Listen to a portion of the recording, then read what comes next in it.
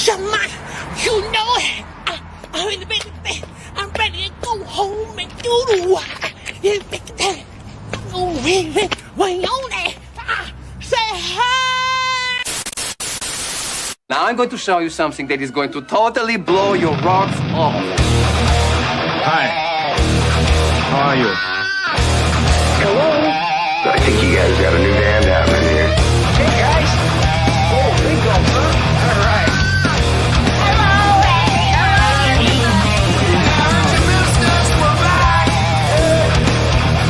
I'm talking to you the way I want to talk to you. If you have a problem, turn off your station.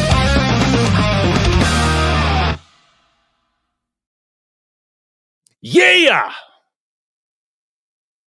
Seems like we're on YouTube every day now.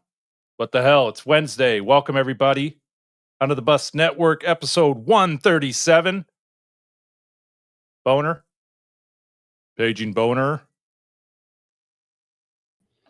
Yeah. Boner Jams. DiCaprio. What's going on, handsome? I was talking to Steven. I saw him before, okay. So yeah. What's up, handsome? What's going on? Another day in the neighborhood. Ready to rock it. Hey, Beesman, tap your mic. Nope. You think you guys would have figured this shit out before I was late? The Beesman's microphone's not working. Let me check. We'll be right back, everybody.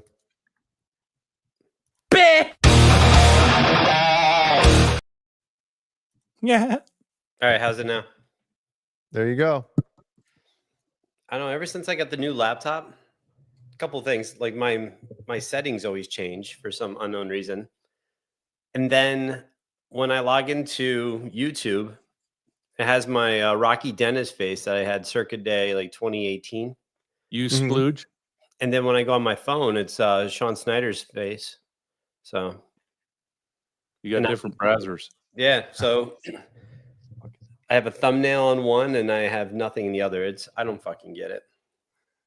It's too bright in here. It's probably why my eyes are getting all fucked up. Jay, I get home from a long day of work today, walk in the front door, and you know Steven's room's right by the front door. Mm-hmm. Listening to Gizmachi while he's playing his video game. 4-year anniversary to the imbuing. That's almost 20 years. Omega Collide. Yeah, can't believe it's 4 years already, man. That shit's been out. I know. Insane. Anybody in the chat listen to it today, or they could give two shits? I didn't listen to it today. No. But you haven't listened to it in a long time, though. Yeah, it's been a while. And if you guys are just joining and you have no idea what we're talking about, Jay's little band called Gizmachi came out with an album 4 years ago. Who fucking cares? It's a pretty big deal. Basically, who fucking cares? Stephen Franklin. I can't believe it's been 4 years, though. Like all the work to have that come out. And then have it fall upon deaf ears, I know. No, it didn't. I think it didn't. I know. It didn't. It's still rocking. It still rocks. I know. I'm still super fucking proud of it. You know? Yeah. You're just humble a little bit. Yeah. You know. I know we talked about it before, but there's anything you can do to change anything, would you? Or you're really cool with how everything is? I mean, there's a couple like volume things here and there, like, oh, it'd been cool if we turned, because there's a lot of parts where there's multiple vocals going on at once, right? Between the parts that Mike's singing and then stuff that Bjorn's doing. And a lot of times they're singing at the same time.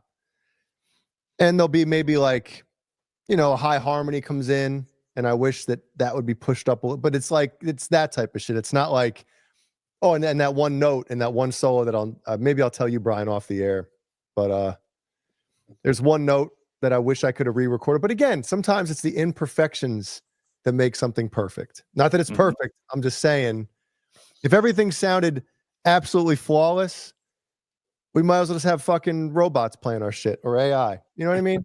Yeah. And that's, I remember I talk about Fear Factory a lot sometimes on here, and how they're one of those bands that if any heavy metal band sounds like robots, it should be them. Mhm. But there's still a little element of humanity that I still want in there. You know, you can listen to their old stuff and you could tell, yeah, everything's tight as shit, but you know, you could tell it's still human beings playing it, even though it might be super edited, or you know, you're quantizing the drums, which is normal. But you know, I still feel like, but nowadays, like any Dream Theater stuff or Dream Theater, any Fear Factory albums, the past bunch of years, it's just like it's so robotic. Yeah. Where it's like, you know, it almost like fatigues you listening to it. You know, It does. I agree. yeah.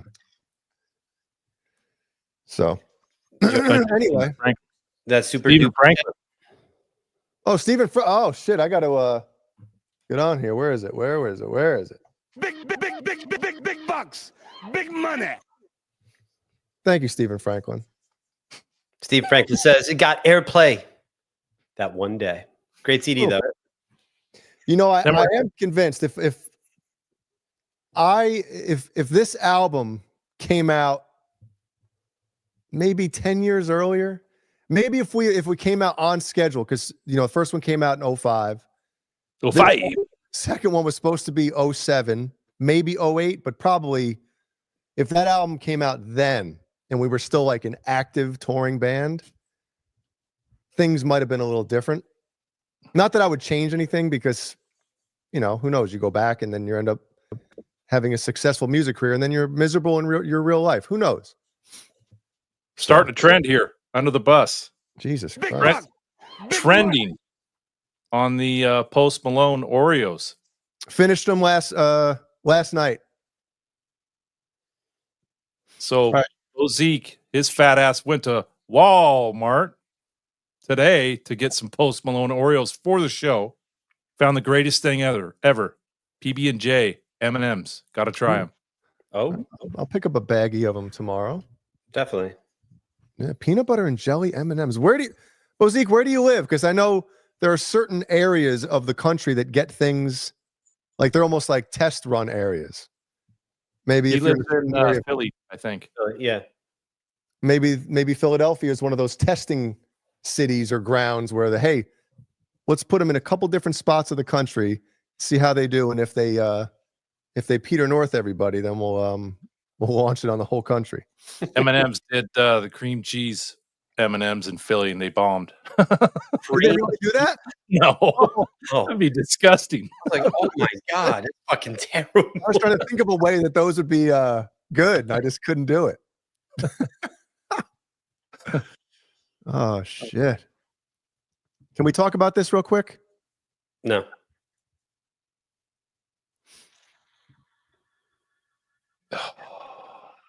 What a dream. That is just pure ejaculation. I mean, elation. So nice. Good job, Jay. Well, Kurt, you helped out. We should have made one of those smokestacks of cock. Yeah, dude. There was other things that I was like, it was yesterday. I was like, I gotta fucking get this thing done.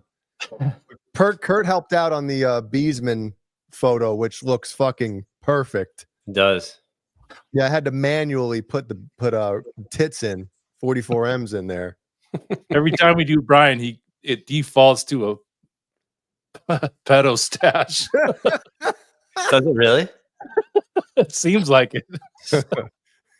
Necessitates a pedophile mustache. But Kurt, you know, we use this certain program,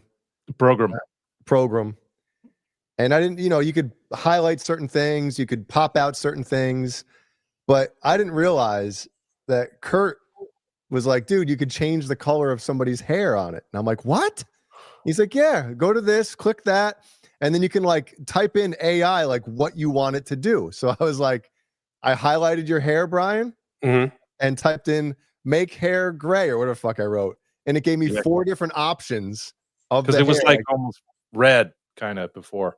Yeah, and this made it like it had 4 different shades of gray hair to choose from. I was like, that's the shit.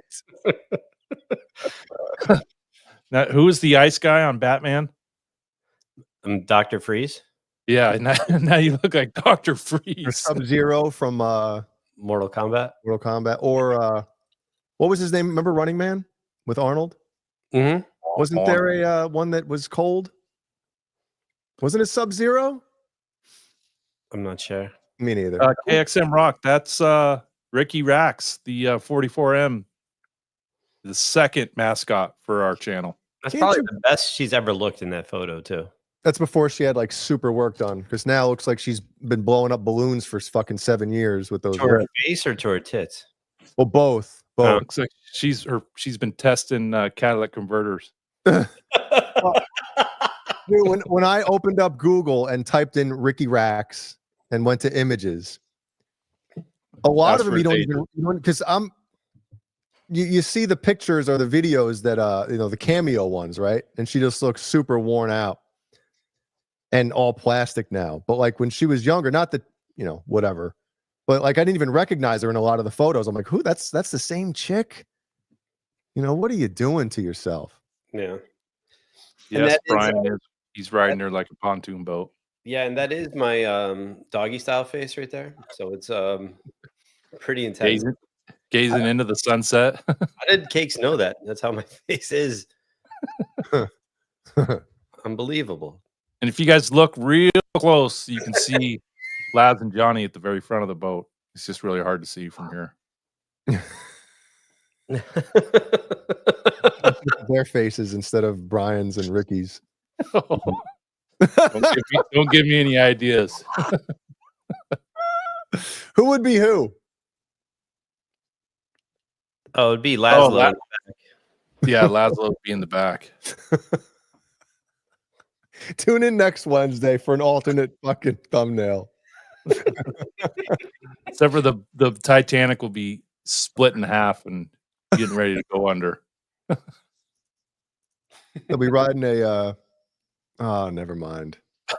Damn it. Whoa. I'll get myself in real trouble here. Well, great job, Jay and Kurt, on the thumbnail. Yeah, it's awesome. Yeah. Yep. It's one of my favorite things I enjoy each week, to see Titty Titanic.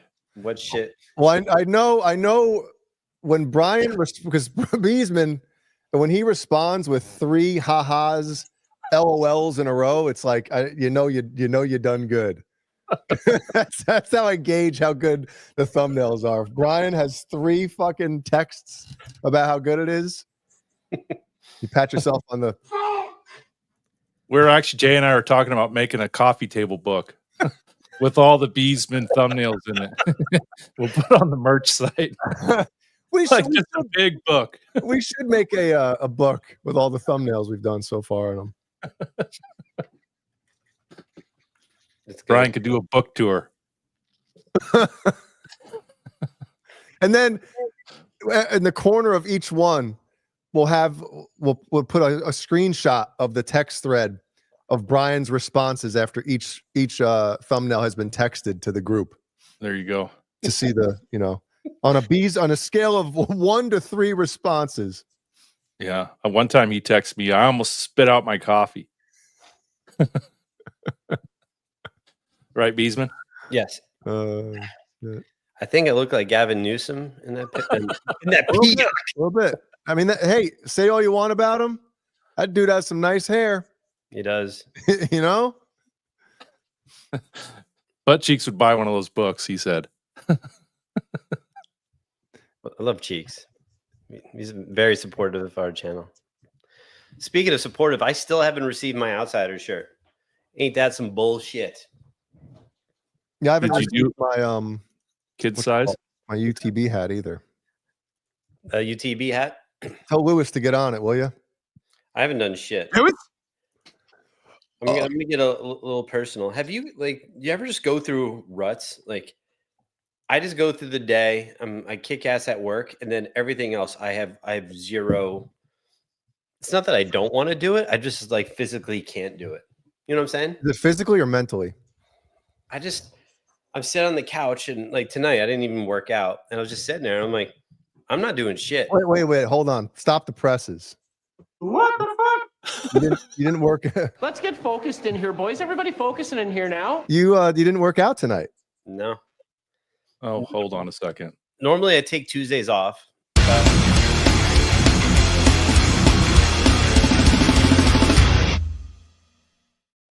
Yeah, normally I take Tuesdays off. Episode 137. Brian did not go to the gym. I did not. Say what?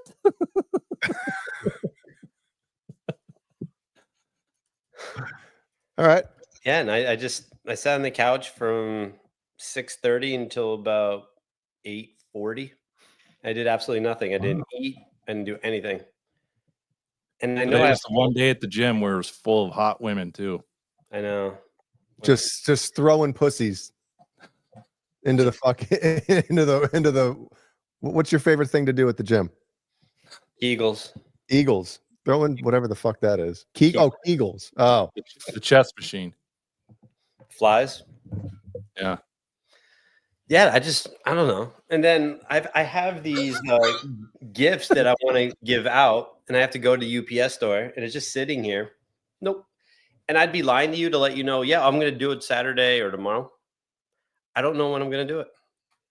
hey, it's honesty. I like that, dude. I'm supposed to be shipping out a guitar to fucking Donnie from Vestige Guitars to do that whole thing with the trem. Put a fucking real trem in this goddamn thing. Mm-hmm. The guitar is sitting behind me in the case. The box is sitting behind me in the box, and I haven't put it in the box yet and packed it up. Which and guitar? One of the JP16s. The black Okay. one. Yeah.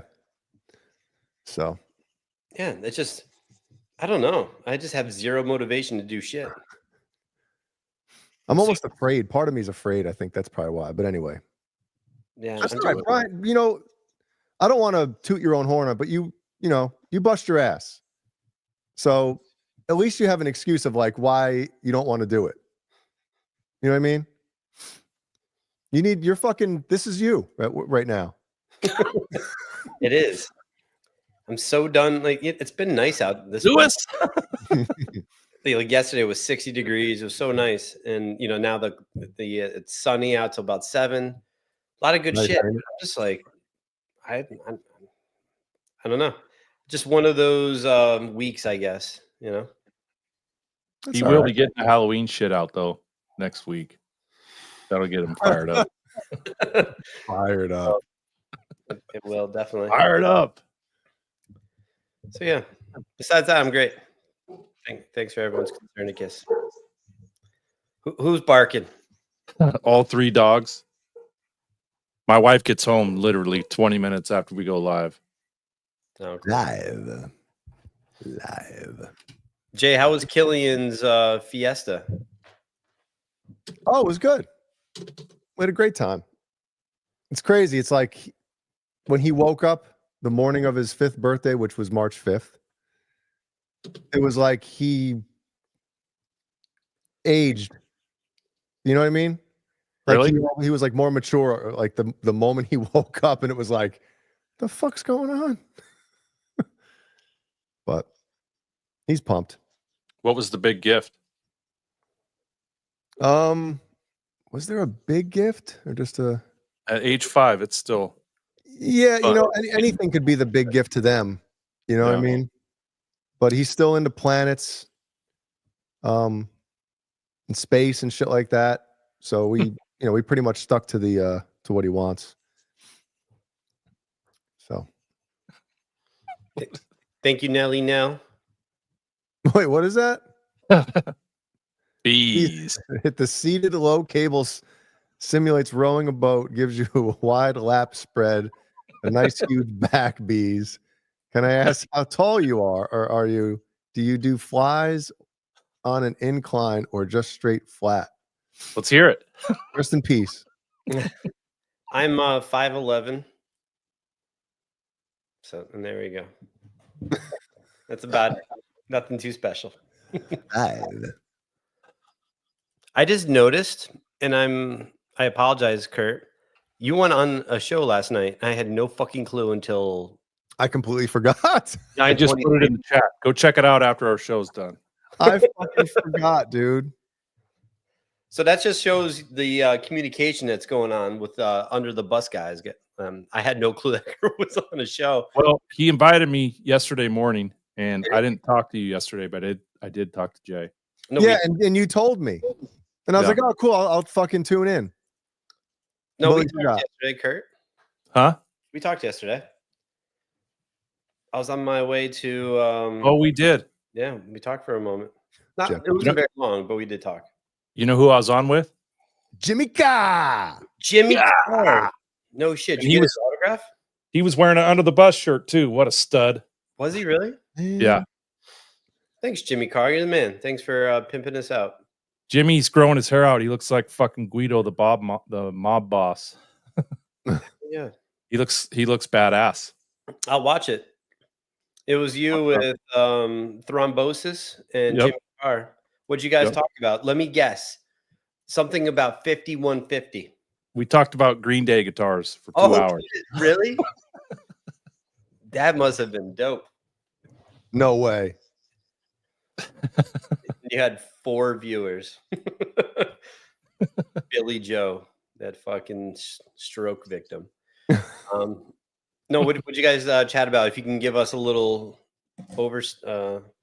Oversight on the festivities. We talked about guitars. Just each of us went over a few. Just hung out. It was cool. 2 hours. Nothing Did you major. show off any guitars? I showed off the 5150, the Frankie, and The I Frankie. think that's it. Okay. Rob showed off 37 of them. It was a 7-hour extravaganza. Yeah, it was fun. That's awesome. I feel like a douchebag for not fucking popping in. See, Kurt, Jay's a real friend, Kurt. What? But I would have been on. doing a show on Wednesday, doing a show on Saturday, doing a show on Tuesday, and another one on Wednesday. Like, Dude, you're all over the place. You're like a straight YouTube whore. seriously, it's too much. You have to start getting paid soon. That'll be the Speaking day. of of that, improvement. Xander and AJ, we were just chatting. We're looking to probably go live tomorrow night. Live. Speaking of whoring it out on YouTube. So, yeah, be fun. You better should go tell live at everybody the same so you time as Ryan. I think we should do a cross stream event. Xander, AJ, myself, and the OU. Did those guys yank the video, or is it what? I went to it and it said you have to be like a member or something to watch the video should do for Saturday night. Do a cross stream with them and invite the Cancer Christ guy to come on with you. I would, but I think he's in like a psych facility, so we can't bring him on. I don't know. Is anyone from that channel here? I think I saw John DeShane and Trev. Is it private now, or is it channel member only? What is it? Yeah, I think you have to be a channel member or something to watch Saturday's stream. Let me check it out. Is Ryan? Are you ashamed of the of the show that we did? Of the experience. John says Ryan did 4 days in a row, so he did Sunday, Monday, his show Monday. yesterday. Did he do one on Friday? Was he on Quentin's channel? He did make our cross stream event a members only bonanza. Love dogs. Sweet. I'd put it in the chat, but you may not be able to watch it. But ours is Yeah, it's the same exact one still available on our. We're not embarrassed about anything. yeah. But have you seen our thumbnail? Yeah, exactly. If we don't give a fuck, could be explained through our thumbnails. They are. Who fucking cares? Hey, what's up, Blizzard? AJ, Xander, and I are gonna go live tomorrow. Live. Tell all your friends. Everyone, tell your friends. All 3 of them. Yeah. So, Kurt, you had a good time though with Thrombosis and Jimmy Carr. I did. They're great guys. You know, it was fun. That's good. A little low key. kind of nerded out on some shit, but it was good. That's great. Good, man. Glad you had a good time. I'm not going to Thank be around to help tomorrow, Beesman. Okay. I'm just saying, just in case you, you know. Yeah. I'll just ask Kurt if you can throw a thumbnail and create the thing, the show. I can do the rest. Okay. 24-hour notice, I can make it happen. Kurt's the fucking man. I got back-to-backs tomorrow night, boys. Do you? I don't know if I'm going to be dead. I've got 2 games in a row. I'm filling in. I probably shouldn't be doing it because my game is at 10:15, and I'm playing the game before us. I'm filling in for another team, and I'm just afraid that I'm going to be dead tired for my team, and they probably won't be too happy about that. But fuck it. Because Don't stop at Taco Bell on your way. No. So it's because the captain of your Thursday night league is such a sweet and kind. And Yeah, I texted him and asked him if he was cool with it. He said, "Yeah." The And then, cat. when I give him fucking 10 goals, he'll be like, "I know why." It happens when you fill in for another team before you play our game. Is this for the same league? Yeah. So I'm playing. My team we're in last place. The team that I'm on, and the team that I'm filling in for tomorrow is in first place. And they have a really good defense. So I probably won't be worn out. Extra underwear. I probably won't be worn out too much before my game, so it'll be all right. Zach, I'm sure there's always extra room on that boat. The thing is, the captain of that boat isn't doing the banning. It's the first mate who's doing the banning. First Mike. Yeah. So Jay, we didn't get to chat about this the other day, and I'm really interested in your thoughts. But there was some pretty big news on Friday where my boy Brent Hines from Mastodon is no longer Brent Hines from Mastodon. He's been excommunicated from the band. We talked about it on Saturday. We did for a moment. Jay was busy putting up pinatas and streamers, and then or so. Jay, what are your thoughts on that? I mean, it sucks that. How long have they been a band? 25 years. 25 years, and it's been the same guys since that first record, right? Yep. Unless it was a amicable split, which usually when you read a press release like the one that Mastodon released, doesn't seem like it. Usually when they just, hey, thank you, blah, blah, blah. Usually there's other shit going on. It's usually if it's a, everybody's on the same page with it, they'll kind of explain, oh, so-and-so, he's whatever. You'll get some kind of explanation, even if it's not, hey, Cameron. But I don't know, man. It just seems too glazed over to think that something didn't happen. Right? Yeah, I agree. And I saw that Ben Eller filled in for their first show. Uncle Ben. Uncle Ben. Was it just the first show, or is he a temporary fix? I would think he's filling in until they find somebody permanent. Yeah, because he was asked, Ben Eller, and he said that they're kind of figuring it out. So maybe he might be a permanent fix, maybe not. But I didn't watch. Did he say how long he had to prepare? Because, dude, that's 17 songs, right? He had to learn? Mm-hmm. I don't know, but he's a huge Mastodon fan. So it's kind of like, let's say Jim Rue calls, like, hey, Brian, I need you to fill in tonight. I got that shit, son. Well, not even that. He's a friggin' really, really good, not just a guitar player. Like, he has a great ear. He notices the little things. Is that the reason, Randy? You also said that Jordan Rudess fucking structures Dream Theater songs, so I don't trust shit you say anymore. Unless you got him on fucking speed dial, I ain't buying it. No, Brent has said that. He's like, I'm not a metal guy. When you grew up, you listened to all different shit. and then he started getting into metal a little bit. But Braun, Troy, and Bill are metalheads, so he basically got thrown into a metal band. But he's like, I don't really like it. It was pretty funny. So a couple of years ago, they opened for Disturbed. It was like Disturbed was the headliners, and he was just like, I didn't want to do that tour. He's like, we're playing for Disturbed and Disturbed fans. Like, they're fucking terrible. Like, he just went off. Wow. Yeah. So He doesn't give a fuck. he doesn't. And he also got his ass whooped by Chavo from System of a Down. Remember, about like 15 years ago? Yeah. Yeah. But I also think, I met Brent last year. He looks like he's always perpetually on drugs. And I'm not talking shit about him, but have you just looked at him? You're just talking about your perception of him when you met him. Yeah.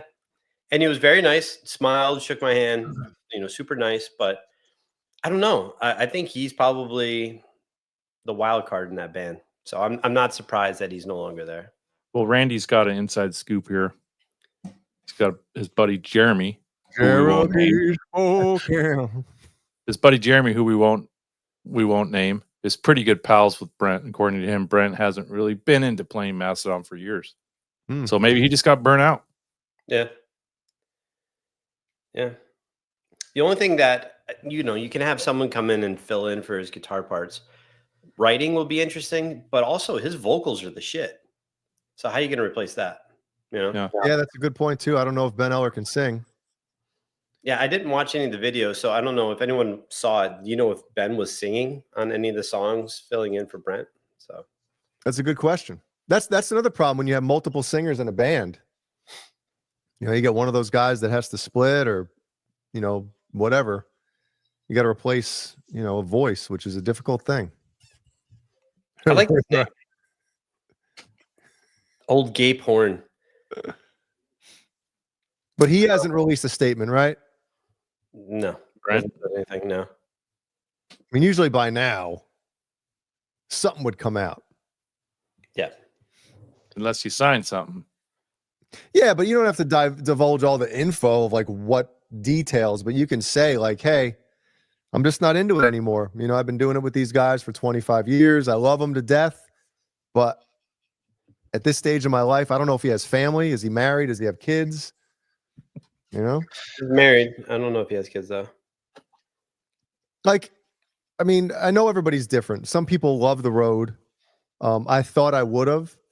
But if somebody came to me and said, hey, we want to put Gizmachi on a, summer festivals, like all this shit, but you're not going to be home for like 3-4 months, I wouldn't do it.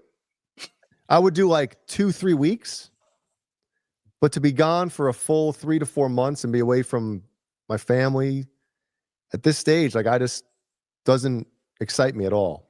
It'd be cool to get out and play again. Sure. But if I could come home every night, like commute to shows, like that'd be fine. But, Yeah.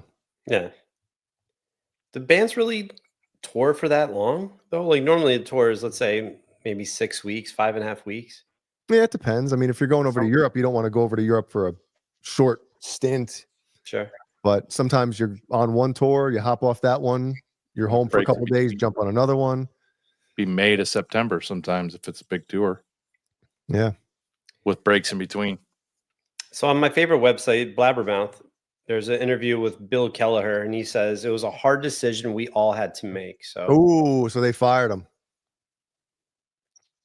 Could be. Maybe he just was like, I'm going to do a lot of drugs and not give a fuck. So he forced them to fire him, Who knows?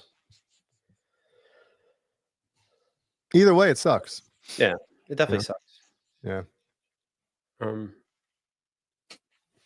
was something I saw. Oh, I wanted to ask. So in our Gizmachi thread, Mike Balls, I hope you're here. You'll watch this later.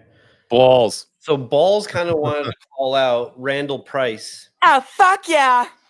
In regards to his information about Dream Theater and Jordan Rudess and putting songs together. Randy, can you provide us where you see that information, where you knew that Jordan Rudess is the one that's basically putting in everything together, kind of like Lars, right, Jay? Isn't that what Randy or Balls was saying?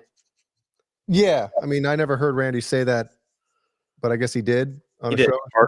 We need hard evidence. Yeah. Yeah, maybe on the what's that shit album they put out? The Astonishing. Mm-hmm. Maybe on that album, but no, it really doesn't matter. Fucking, he still is the most talented person in that band, but also the worst person in that band. It's true. You got a guy that can fucking play anything. Now he can play guitar and keyboards at the same time. You ever see that? You ever see him do that shit? Yeah. It's fucking legato, and he's playing piano with his right hand.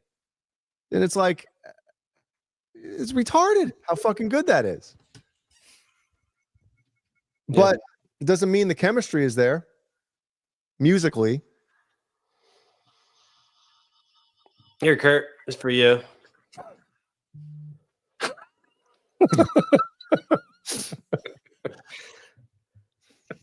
So yeah, Want some Randy, band whenever you get a chance, if you can chime in on that, that'd be great. Randy's probably breaking his computer trying to type so hard because he wants to kill balls right now. Why'd you do that, Brian? I missed it. You didn't see that comment? Oh, all right. Well, now see, Mike Balls, where the fuck? I didn't say Rudis arranges everything. I said he's in the arrangement process more since Portnoy left. Yeah, I mean, I could see that. Yeah. So Balls wants some facts, Randy, because he's like, I've never heard that, and he's a pretty big Dream Theater fan. So, Do you guys remember when we had Jason McNamara on I think it was a Saturday night, maybe. Maybe it was just a regular Friday or When he was there to break the big news. remember that? I got some news that's great for you guys. I'm like, oh shit, we're getting free amps. No. So remember I was on there, or we were on there. I don't know. I'm trying to think when this was. And for some reason he brought up Jordan Rudis or something. Yeah, I wasn't on for that one. And I was like, oh my God. I'm like, I said basically the same thing. Like, obviously one of the greatest keyboard players on the planet, one of the most talented guy in Dream Theater. But my God, this and that. And he's like, hold on a second. He fucking FaceTimes him. He's like, look, I'm FaceTiming Jordan Rudis. Thank God he didn't answer. Because could you imagine? Like, what did he expect me to tell him that live? be great. Yeah. Jerry's just like shitting on him, and then he FaceTimes him, and he's right there. Jay's like, I fucking love you. No, I mean, I wouldn't do that because I know Jason probably would have been like, hey, my buddy Jay here wants to tell you something. What am I going to do? Who's You know this what I mean? slapdick? Yeah. Like, I'm sure he doesn't give a fuck. He reads comments, dude. You go to any like original, like the first 2 albums of Dream Theater, like comments, and it's all like, oh my God, Kevin Moore, this and that. He sees the shit, Yeah.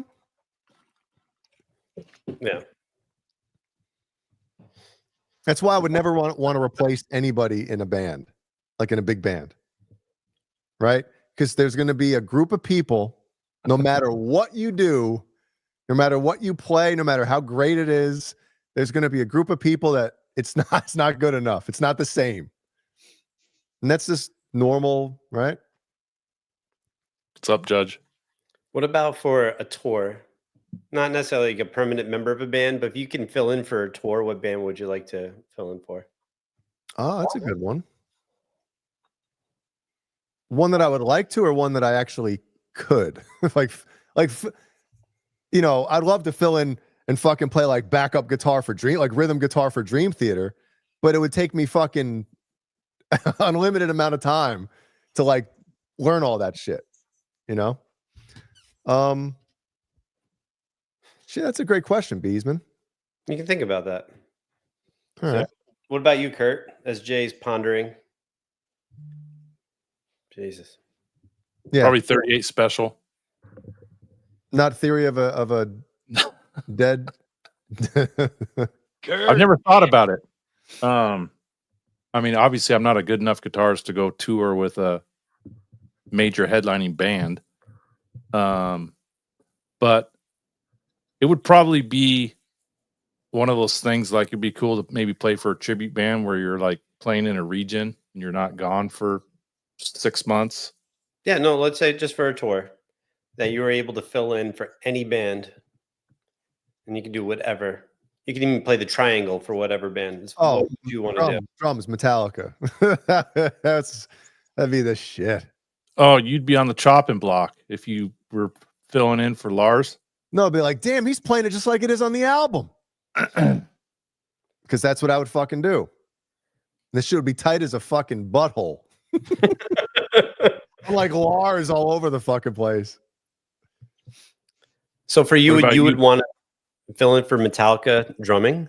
Oh yeah, dude. But Lars's drum parts are just so fun to play on drums, and even air drum.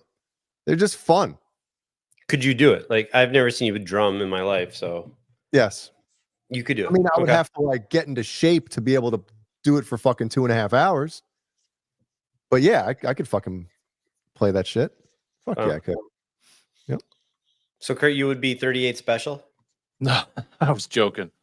For me, it'd probably be like a tribute band. I think it'd be fun. I was No, talking dude, to you could pick a Yeah, I band know, like Metallica. I'm playing in front of fucking 40,000 people every night. I don't want to play in front of 40,000 people. Let's Why play in not? front of 1,000. You think you'd shit your pants? Dude, it's the same No. thing. You play in front of 1,000. Well, maybe not 40,000, but you know. You don't want to shit the bed. Yeah. How about you, Beesman? The I don't know. turntable for Slipknot? That'd be awesome. Like filling for Sid Wilson. Or the garbage can? I'd probably say rhythm for Gojira. Wow. Yeah, I think that'd be a lot of fun. Yeah, KXM Rock. I had to hold that secret in for a couple days, but yes, Nerd Halen is back and they're on the cruise. I think they're playing tonight. Tonight. So congrats to the boys. Man. Yeah. What's up, Patty?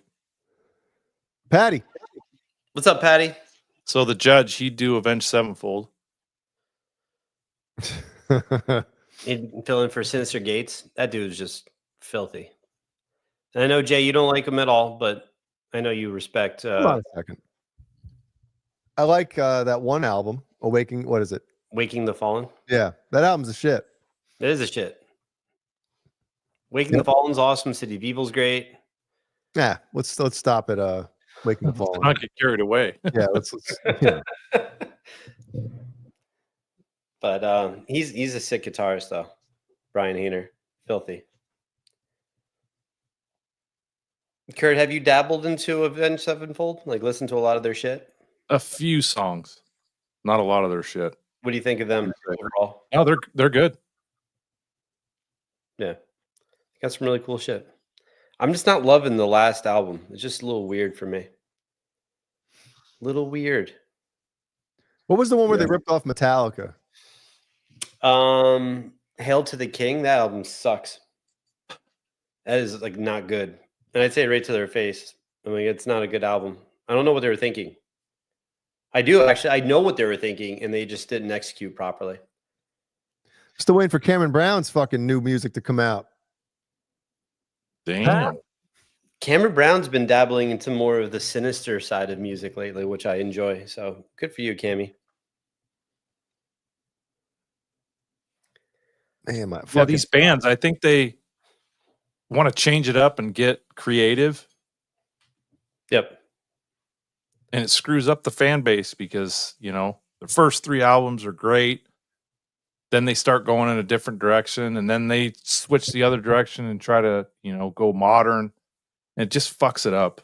And I've said this 100 times. You can't keep remaking the same album over and over because the fans would hate it. But Yeah. stay in one lane and be good at it. You Yeah. know? Yeah, I understand like wanting to maybe add different elements, maybe like, hey, I've been into this type of shit lately.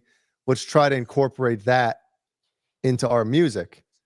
I mean, you know, we only have 2 albums, but we definitely did more of that on the second album. Mm-hmm. There's more guitar harmonies, you know, more actually melodic singing, more guitar solos, you know, a bunch of other shit. Like you just, hey, let's try to spice it up a bit. But then once you get to that mountaintop, where do you go? I think that's what a lot of bands end up running into the wall with, is like, shit, how do you top what we just did? Sure. Right. Or they try too hard to. Yeah.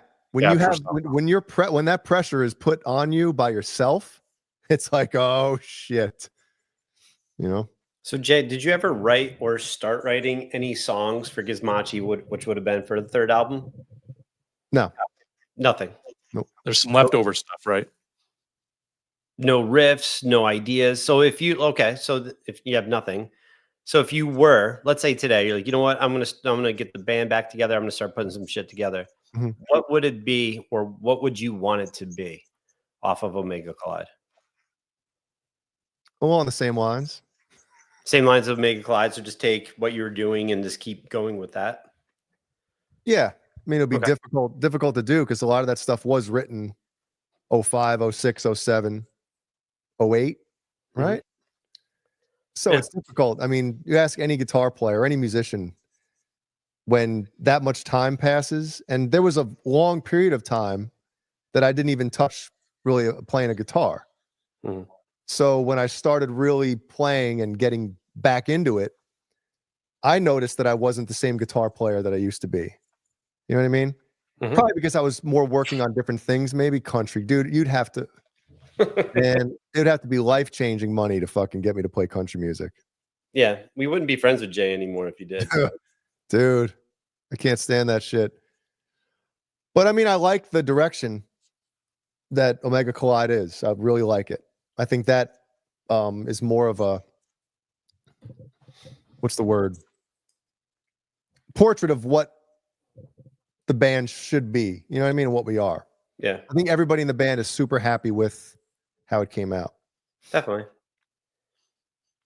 If you did something now, I know it wouldn't be as heavy. I know for a fact, because you don't listen to heavy shit as much as you used to, right? True. So if you're probably, let's say you're writing now, it's March 12th, 2025, right? So if you're doing something today, so it would be in that, like, kind of, I don't know, in that line of what you've been listening to lately, right? So it probably wouldn't be as heavy. And if you could pick a different singer, who would you pick? Well, I don't know about singers, but let's just say if I could write an album, even if, like, I don't know if I'd be able to 100%. Yeah. Let's just say I could write any album I wanted to write and have it be, I'd be happy with it. It would definitely be like a hard rock 80s album.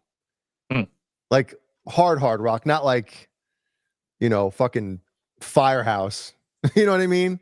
Like something with a little more edge to it, but still in that 80s vibe to it. Sure. But maybe a little heavier. Okay. To me, that would be the shit. You know? Yeah. I'll get Danny Rexton from fucking Crazy Licks to sing on it. Oh boy. There you go, Beesman.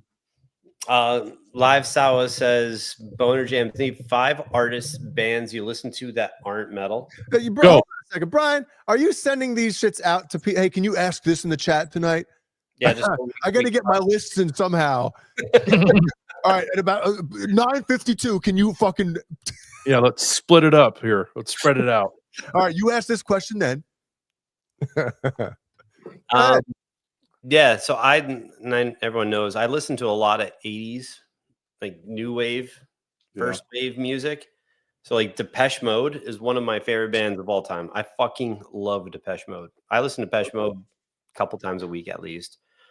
I'm a big fan of New Order. Kurt, we were just talking about them, right? They were nominated for the Rock and Roll Hall of Fame, like New Order, Joy Division. Duran. I'm a big fan, Duran fan. Yeah. Brian Beesman. Tears for Fears is the shit. Oh yeah. Yeah. So those are some bands Mayfire. that I listen to that are not metal. There's 4. Is Mayfire the 5th? Mayfire is up there with Johnny Bean on guitar, And Laz on the skin flute. on the The meat parakeet. whistle. Yeah, I love me some Firehouse Renus. Yeah, I do too. Those first two albums are fucking brilliant. I'm trying to think of other shit. Let me just pull up my phone. What I've been listening to. Bone it up. Jason Lee, what's up? Bone it up. Breaking news: Mac Jones has agreed to terms with the Bears. No, I'm joking. The 49ers. So Wait, what? Mac Jones, the quarterback, he signed with the 49ers by their backup. Daniel Jones?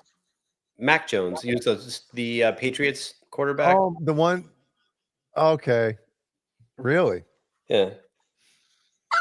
Are the 49ers going to sign Purdy? I don't know. I don't know either. Because They that's cleaned like, house. dude, they had a great team around him. And the last thing you want to do is give him a 4-year deal worth 55 to 60 million and find out pretty quickly he ain't the guy. Mm-hmm. Because then you're fucked. But there's only how many franchise quarterbacks in the NFL? So sometimes you just got to throw money at the wall and hope it sticks. Yep. I'm looking at my library. Would you consider Cranberries? That's not obviously not metal. I listen to a lot of rock stuff. I wouldn't even Yeah, consider that rock. They're like alternative. Yeah. But stuff You like I love. Cranberries? I love the Cranberries. I think Dolores O'Riordan is one of the best the Where's best that singers ever. And she's my favorite female singer of all time. She's fantastic. You can make fun of me, Jay. Go ahead. I'm not. I like some gay shit too. I told you, one of my favorite songs is fucking Careless Whisper. It's a great song. I fucking love that shit, man. Fucking awesome. Love it. Do you prefer Wham or do you prefer his solo shit? I don't know. I feel like the Wham was a little more fruity. And that was before he came out. Yeah. I don't think anyone was surprised. I'm like, did you know? Like, yeah, his haircut didn't tell lies. We all You're knew. fucking dancing. His dancing was the shit. All right, what do we got here from Spiros? Oh, Zeke, sorry. We got to give him a Big bucks. Big money. if this channel blew up, one Like imploded? If it blew up and we had 1 million subs and we're making some coin, would you guys quit day jobs? whose fucking microphone is that? I know whose it is. I just have to ask out loud. What's it doing? Yeah, what's I hear fucking every time Beesman moves, I fucking hear the Yeah, I'm shaking the table with my Johnson. What's up, Jerry? Would I quit my day job? Probably not. I might switch to something a little bit less tasking. So maybe like a fucking groundskeeper at a golf course or something. That's more taxing. What are you talking about? Be like a marshal where you just drive around and make sure people are playing at pace. Kurt needs vested, right? Mad, he's rolling his fleshlight on his desk. So I probably wouldn't quit my day job. I mean, dude, this channel could end in 3 weeks, you know? This could be the last show. It really could. But the other thing, Bo Zeke, and we talked about this a little bit on Saturday. This is 100% for fun. And I don't think our motive, maybe it is Brian's, is for it to blow up huge to where we have to like put out content that's edited and, you know, top notch. We're here seriously once a week, a couple times a week for fun. As soon as it becomes a job, it loses that luster of fun, in my opinion. Agreed. And do I have to answer that question? Sure. Oh, Yeah, I'd quit my day job. So you'd move out? I'd stop taking care of my kids.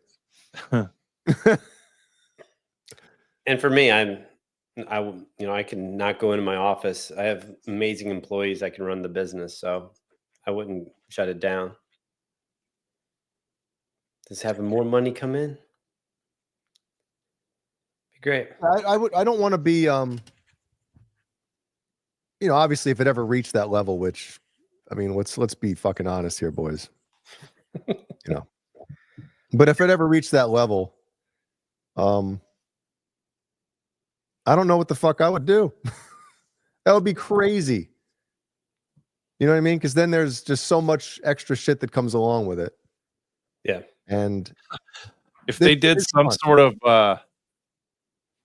I guess, investigating our viewership on this channel, it would be really quick. They'd be like, you're averaging from the age of 37 to 55 strong opinion males that watch your show. Yeah, right. Right, Jay? Yeah. That's basically it. I don't want to rag on us too much here, so maybe I'll stop. No, you can continue. Dude, it's so hard now. I mean, it's almost the same thing with the music industry, right? Like the YouTube has gotten so flooded. Everybody's got a fucking podcast. Everybody's got a show. Everybody's doing something. Yep.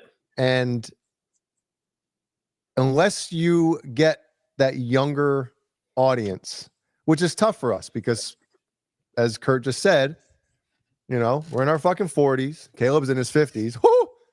And unless you have some chick on here with big ass hooters, are you really going to get that younger audience? My daughters don't even watch this shit. Don't even know you have a YouTube. Good. I hope Ellie never watches this either. But like my daughters obviously know I do this. Their husband and boyfriends do. They don't tune in and watch. They hear enough of my shit during the week they don't want to hear it on a platform for 2 hours. Yeah, I gotcha. But to piggyback off of what Kurt said, this is something I thoroughly enjoy each week. And like I was alluding to earlier, I feel like lately I wouldn't say burnt out is the right word. I've just been like going through the motions and just not super excited about things. But I really enjoyed this. This is something I look forward to every week. I look forward to shooting the shit with Kurt and seeing him, and then Jay and I are super tight. So just to see him and then having people in the chat here and supporting us means a lot. So I really enjoy it. So this is something for me I like a lot. Yeah, it is fun. If it was like we said, bonar. Bonar. It's just a razor. It's not just a boner, but a bonar. Is that like bonar, like sonar? Bonar, radar, bonar. Like how Jay is like, whose mic is that? Someone's like, who's got a boner? Me. Bo, tell them. Let the floodgates open.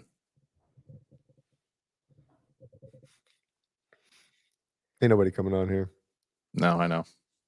Would I already do. So yes, thank you for asking. Lizard, yes.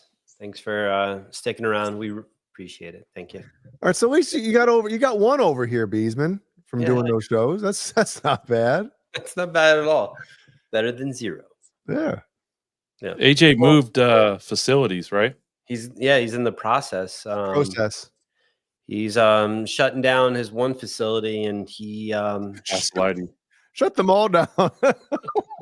and he's got. Because I talked to AJ quite a bit, and what he's doing is really cool. I'm really excited for him. That dude is super creative, and he has a lot of great ideas. So it's pretty cool that what he's about to do. I don't want to ruin it, but yeah, you do. There's where like 7,000 watching. Where he's putting it is pretty cool, and what he's going to do. So, yeah. Is it called Bonar the Barbarian? Yeah, that'd be there's a thumbnail. There it is. That'd be a great turn. Thanks, Can't Drive 55. Just like Arnold, just in search of dongs. Bonar. Yeah, AJ popped in the chat for a few seconds on Saturday and said, "Geez, there's a lot of people on the screen." Yeah, he texted me. He's like, "What the fuck is going on here?" We didn't even know what the fuck was going on. Dude, don't get me wrong. It's cool to hang out with everybody, but it's a very difficult thing to look at the fucking screen and all the people that are on with you. And you start worrying about, like, you don't want to talk over anybody.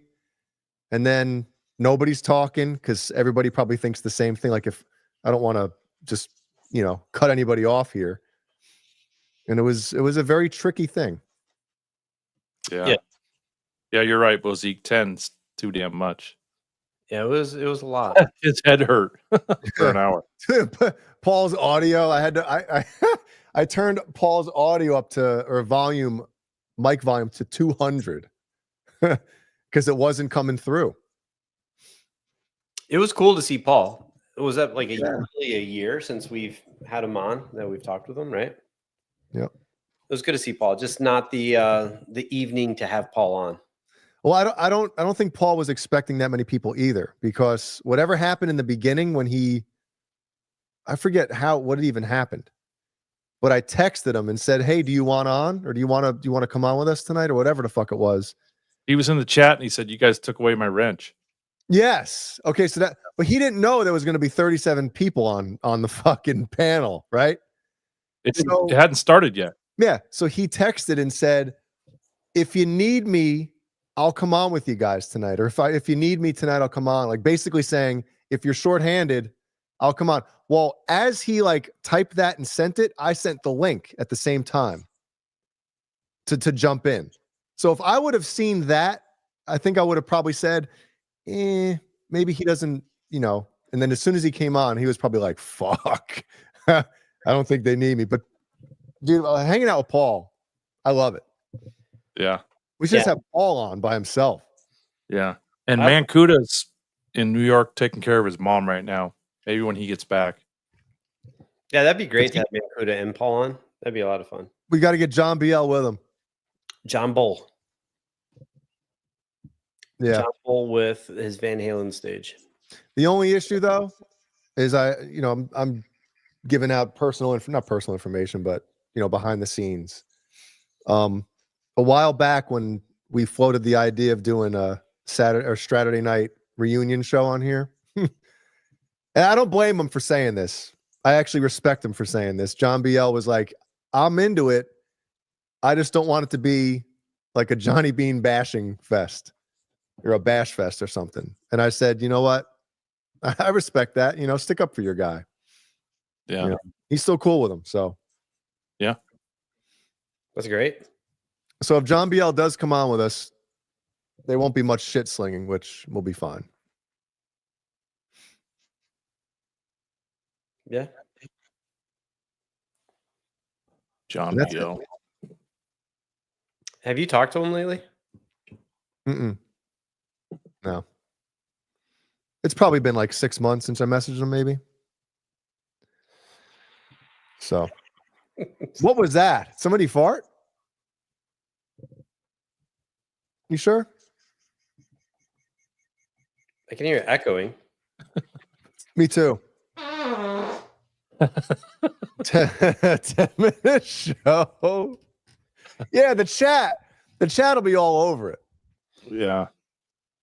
So I wanted to play something for you guys, and I don't want to just oh, there you go. Yes. Zims.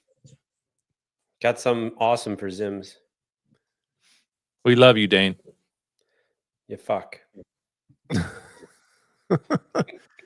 Oh God. So last night I stayed up pretty late, and before I went to bed, I'm on fucking Twitter or whatever.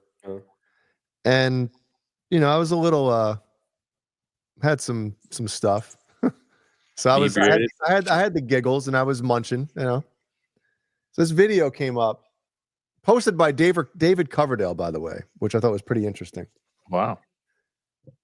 And I fucking couldn't. I probably watched it 50 fucking times in a row, and every time I laughed harder than the previous time. And maybe it was because I was so high. This will tell. If you But show it, this will tell how high you are. this just shows we need to get back to dumb shit. We need to get back to fucking stupid things that bring everybody together laughing at the same stuff. And it's shit like this, guys. Things like this, they need to happen more often. Okay. See, David Coverdale on the bottom there. Mm-hmm. All right. Is it showing up for everybody? Did StreamYard fix their issues before I go ahead and play this and there's no video? Hold on. No, it's not as funny as Lars Toe Crush Daily. It's there. Okay. All right, here we go. So this guy's going up and he hands this guy a note.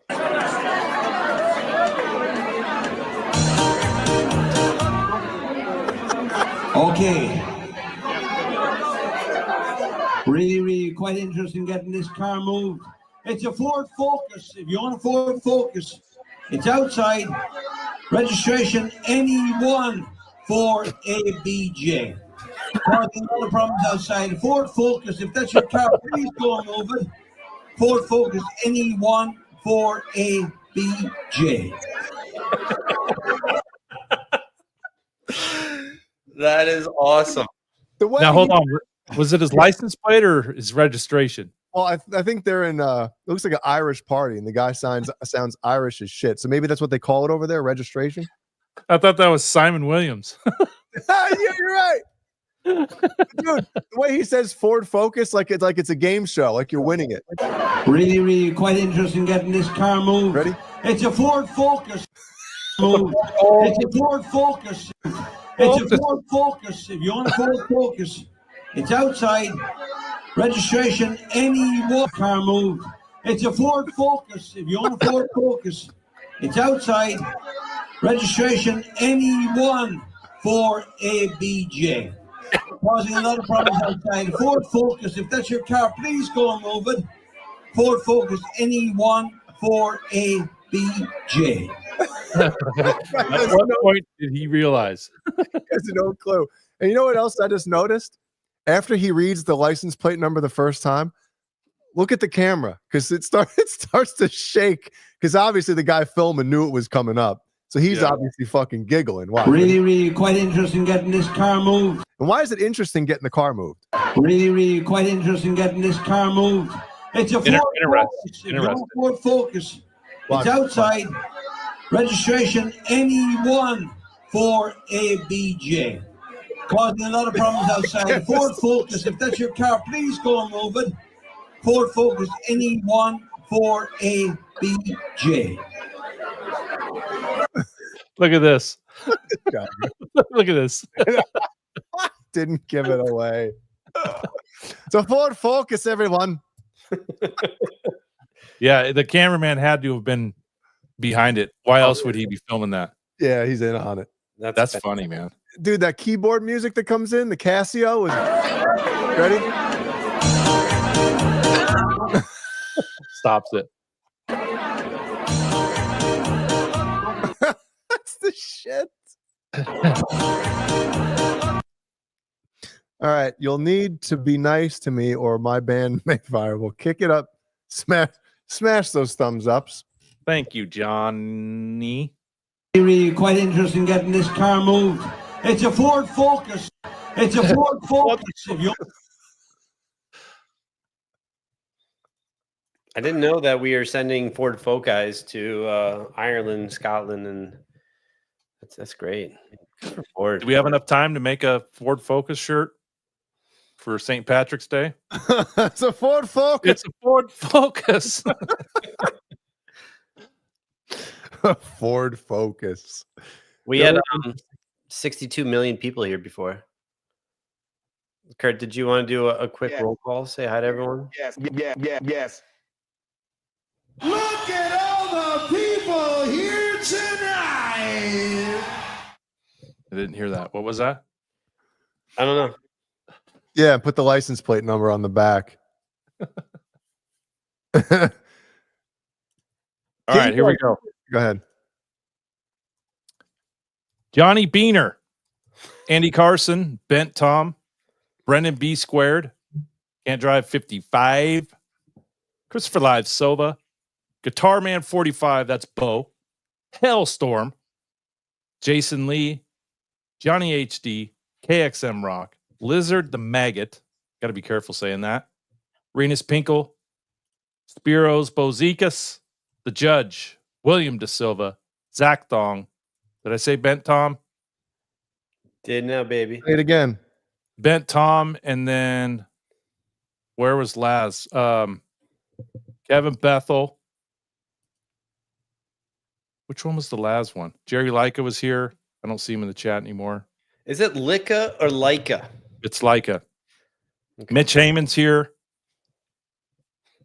And everyone else. Zims. Thank you. Look who we have, though. The Judge.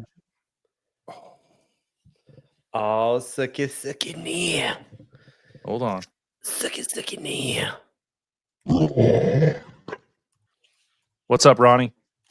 Yeah, Ronnie what up, Fairprice. boy, Ronnie? Ronnie Bean. Oh. I'm trying to make a custom license plate. It won't let me put that combination in. Really? Yeah. Man, AI is real sophisticated. Man. And over in Europe, they have like more letters and numbers, don't they? Yeah, they actually put their social security numbers on their license plate. That's why. What's up, Patty? You're starting a trend with the Post Malone cookies. Yeah, they should get a Patty Dill fucking custom Oreo flavor now, since you're selling all of them. They were good. Hell yeah. Thanks, Patty. It was fantastic. My children absolutely devour them. Not you? I'm trying to watch my girls' figures then, but I did have at least 4 or 5. Can you read that one, Brian? As if you were needing it towed. Yes, we have someone a Ford Focus in the way. License plate NE14ALAZBJ.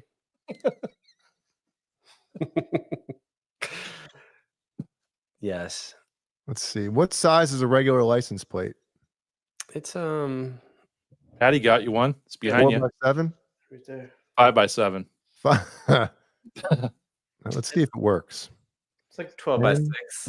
6 by 12. 1 4 A B J. Let's see. Are you making merch for us right now? Please select normal. Okay, let's see. I'm trying to see if I can make. Oh, it just shows any name. It doesn't show the license plate, like the custom one. Yeah, identity theft is huge in Europe with their socials on the license plate. It's crazy. Dude, I didn't know that someone can just take my house. 7 spaces here in California. What is it in South Carolina? Is it 8? That's I think like it's 3. 8 or 6, right? Isn't it 7 everywhere?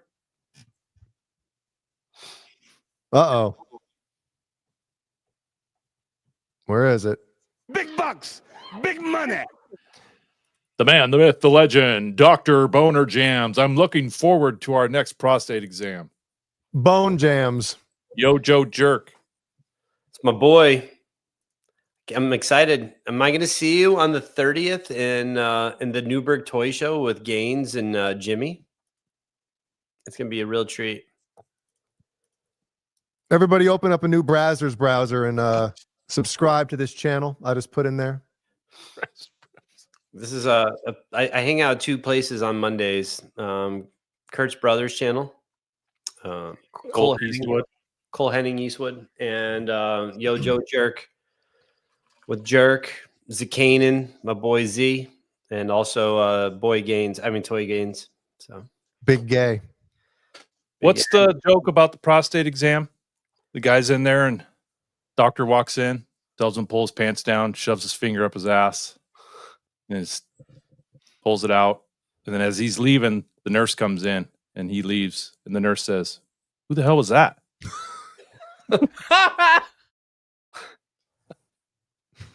sounds awesome. Isn't there like something with the prostate, like tickling the prostate to make your ejaculate a little more frothy. Is that true, Jay? Frothy? Yeah. Well, no, I remember I used to. I don't want to give up this person's name, but Jeannie? Nelson? No, I used to work with somebody at IBM. It's not butt cheeks either. And I remember him telling me about the whole prostate ejaculation thing. Yeah. And he used to have his girlfriend, Ass rape him? get in there and milk his prostate. And I'm like, what the fuck? What the fuck? He was pumped about it, but I don't know. Do a poll. Who is You think that would fly on YouTube? what, a prostate milking poll? Yeah.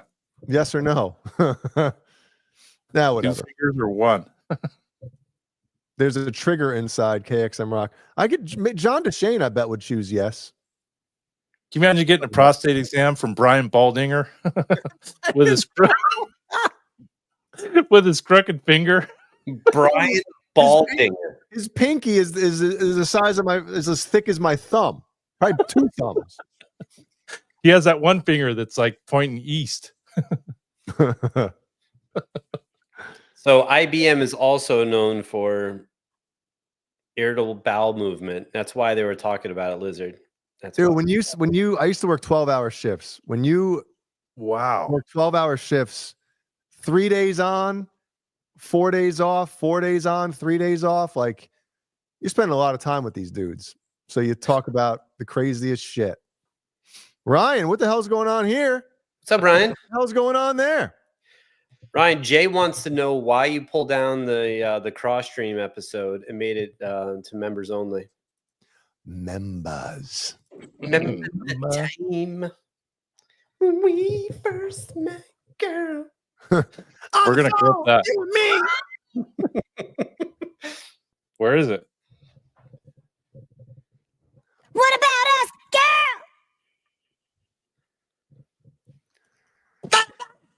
girl? Tonight, that's every week, Renus. Where have you been, bro? Bang, bro. Yeah, Ryan, we're talking about milking prostates. And my boy Yo Joe Jerk, go say hi. What's your opinion on that, Ryan?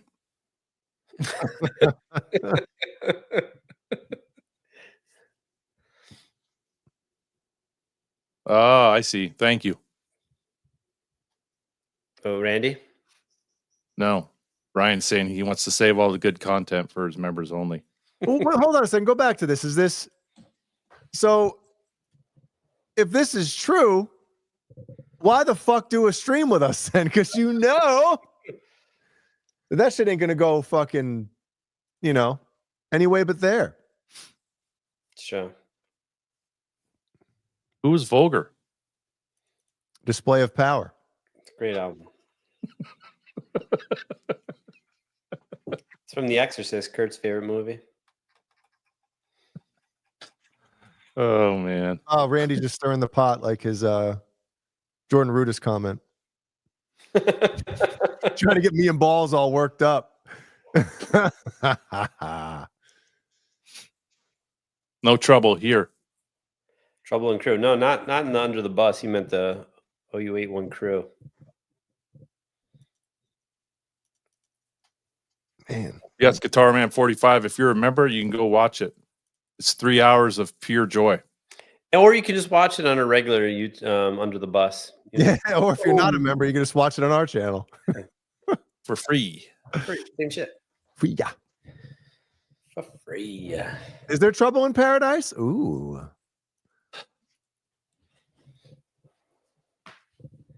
Yeah. Thanks, Kurt, for doing the roll call before. I didn't appreciate it, but I just want to let you know I appreciate you. Yep. Keep Do telling you? me what to do. I love it. Every time, I really hate when people say I appreciate you. Fucking hate that, by the way. You see it a lot at the end of sports interviews. Appreciate you. I appreciate you. Appreciate you. You don't appreciate shit. No. It's very I don't know, flippant, if I may. I don't really like it. Appreciate you. Yeah, there you go, Judge. It's not even appreciate. It's like someone will call my office, like, "Hey, Brian, I just need to make a payment. No problem. Process the payment. Appreciate you. No, I appreciate you. Thank you for paying. I really do appreciate it." I don't know. I just think it's, I don't know. It annoys me. You know, the one thing that annoyed me for a little while, but I guess I got used to it was, and I guess it's a California thing or maybe a West Coast thing. What's that? Is, I just fucking thought of it. Oh, when you say like, oh, you're on the phone with somebody and you like thank them, like, oh, I appreciate you doing that for me or whatever. No worries. The no worries thing for a while was kind of like, what? No worries. I'm not fucking worrying about anything. But I noticed it like when I was years ago when I had the issues with that first Kiesel? the EVH Wolfgang. Yeah, it took like a year. Every person from fucking the Fender factory that I talked to on the phone, no worries, no worries, no worries. Kiesel, same shit, no worries. Until I'm calling you once a month, once a week because I'm worried. Yeah, there are worries now, you fuckheads.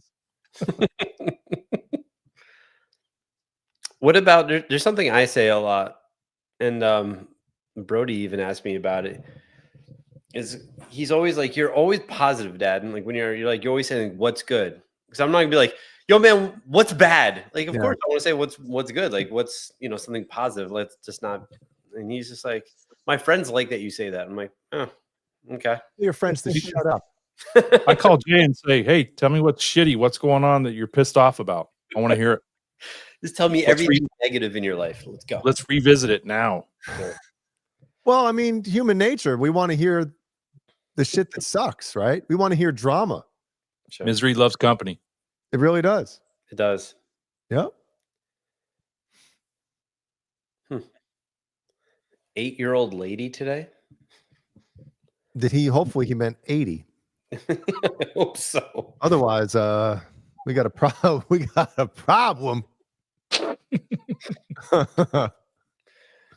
You know why I like our channel and our people that watch our show? We've talked about Walt Dahlbeck, what, a year and a half ago, maybe on 2 episodes?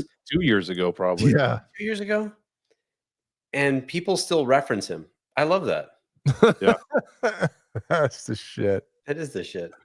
I think I said I will fuck your fat wife. I think you did. Fuck your fat wife. What's funny is there's 61,000 people in the chat, and they all kind of have our same humor. That's probably what brings them back. So, and what actually like that makes me laugh, and I think Jay will agree when I say this. Kurt is a super nice guy. He'll do anything for anyone, and when he gets pissed, he gets pissed. Like it's not. So when I flip a switch sometimes. I've seen Kurt flip a switch multiple times, and that time with Walt Dahlbeck when he said that, like, "I'll fuck your fat wife." He didn't like. He's like, "Oh, he's saying to be funny." No, he's saying it because he will. Like, fuck you. which I'm looking for her right now. I appreciate you. Appreciate you. No worries. No worries doesn't bother me anymore, though. What about all good? No, I mean, I might say it. That's all. It's all. Do I? I know I say shit. Jeannie always fucking calls me out on everything that I do wrong, which is a lot. I think all women do that. But men need that. I think we need to. Well, Jeannie's my hype man, so that's fine. But she does both. She builds me up, and then she fucking pulls the rug right out when I need it. You know? Yeah, my wife told me recently, she's like, "We've been married for 27 years, and I've figured out you don't like it when people tell you what to do." Even when she's like, "You should do this, and have you ever thought about doing this?" And if it's not my idea, I ain't fucking doing it. And I don't want to do it. I'm stubborn. You are. That's why I like asking Kurt to do the roll call, because I know it's just fucking with him. So I think there's a difference between it's a joke now. Asking somebody to do something and telling someone to do something. Yeah. There's ways to do it where you don't feel like this guy's over here fucking eating Oreos and he's telling me to do something now. Like he ain't doing shit and he's going to tell. That's a different thing. Right. You know? Yeah. I get it. I get it. Kurt's getting mad thinking about it right now. So, Kurt, let me ask this then. So, let's say if you're hanging out with your brothers, right? Okay. So, there's generally, with your brothers, I wouldn't say there is an alpha or one or two, but who's putting everything together when you guys are all hanging out? Is it you or is it Cole? It's me. It is. Okay. And what is the dynamics is 2 older brothers and then me and then 1 younger brother. Right. And they're all pretty passive, I would say. Like Colt's really animated and like the life of the party. Yep. But he'll never say, let's go do this. You know? Okay. So you're in control of all that. Right. As we got older, yeah. Yeah. And you like being in control, right? Like you love Probably. If I say no, that means I'm just denying it. Okay. I'm just denying it. So let's say if you're going on a trip, are you putting it together? You're doing everything, like you're organizing like the flights, what you're doing, things like that, like when you went to Mexico. Yeah, who's driving, where we're parking. Yes. The reason you like telling people what to do. No one does it. So I just step up and do it. Gotcha. Yeah. Do you do that because for me, it's anxiety. Like I want to have it planned. I want to make sure that shit's done. Yeah. I get it. Yeah, I run my life with the schedule. Okay. So even if it's, hey, we're going to dinner on Saturday, in my mind, it's got to be on some sort of timeline and schedule. Okay. Which maybe that's weird. No. People are, You kidding me? I'm the one person when there's a party and they say, hey, party's at 6. We show up right at 6. Okay. Like being fashionably late, like you want to be there prompt. Yeah. As long as you don't get there early. Yeah, don't get there early. Because that's the worst shit. My Fucking in the in-laws middle are of like vacuuming and somebody's showing up already. God damn it. Yeah. Yep. So the judge says, me and Kurt are a match made in heaven. I don't give a fuck. People will figure it out. There we go. Jason Lee schedules his frothy orgasms. Just frothy ejaculate. I didn't want to interrupt you guys a minute ago, but there's a question here. And it's about Metallica, so I got to answer it. Thank you, False Flag. You're the man, Falsey. You are the man. I have to reinstall Messenger. The one gifted membership goes to Huge Caldwell. Oh shit. Huge Caldwell. I like that. God bless you, Hugh. Huge. So what was the question? It was up there. There we go. You want me to play them real quick? Yeah. All right. Yeah. I mean, I'm pretty sure they're both right up there with some of the coolest Metallica riffs ever written. Jay, let me tell you what to do. Why don't you play the riff?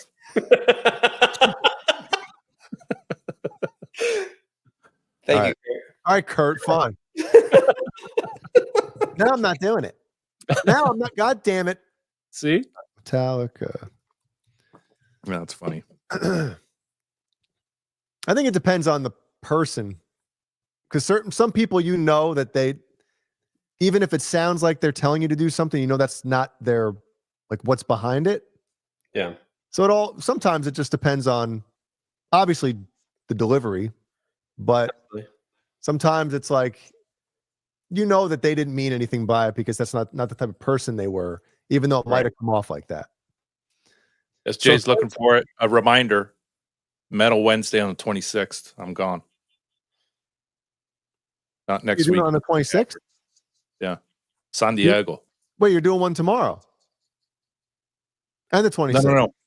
Next Wednesday, I'll be here, but the Wednesday after, you guys can do a metal show again. I'll be gone. Okay. All right. So is he talking about? Yeah, right here. Ready?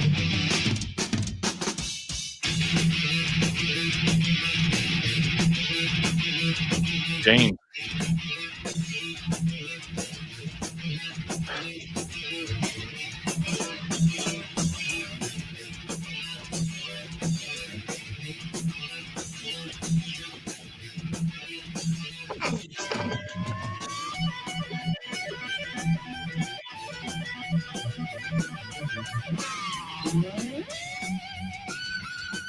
could never get into that album. You couldn't get into Justice? Oh, was that what that was? Mhm. Play it again. Yeah. Oh, I got to go back now. Hold on. Let me just do the Leper Messiah part. Oh, okay. All right. I recognize it now. Is this the part you're talking about coming up?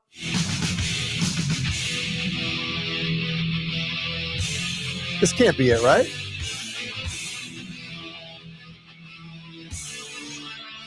Is it when it kicks in?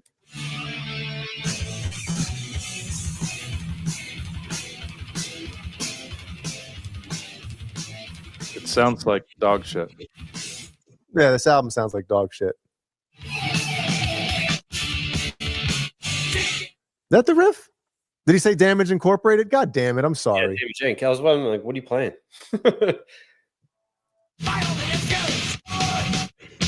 Here we go.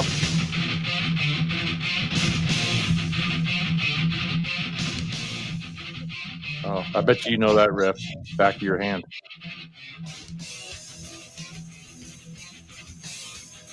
This riff is definitely harder to play clean.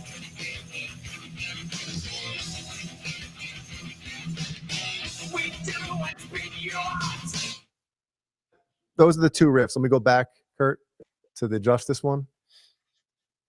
Right?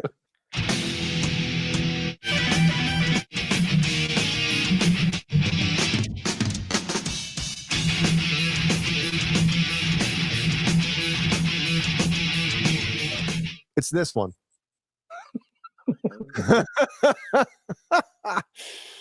It's definitely frayed ends of sanity, and the deciding factor is underneath the guitar solo, because this riff continues throughout, but it changes up. And when you hear like this guitar part by itself, it's like, how, you know, it's obviously great when you listen to something, you're like, damn, that's the shit. But certain parts, you're like, how the fuck did they think to go all these different places and do these weird things when you're like, it would have been fine just continuing with what you had. But there's chord changes in it. And obviously you got to give it to Kirk for fucking, you know, anybody that's written a solo over shit that changes throughout and chords are changing and the key. Like, what the fuck? Where do I go now? So he nailed it on this shit. So listen.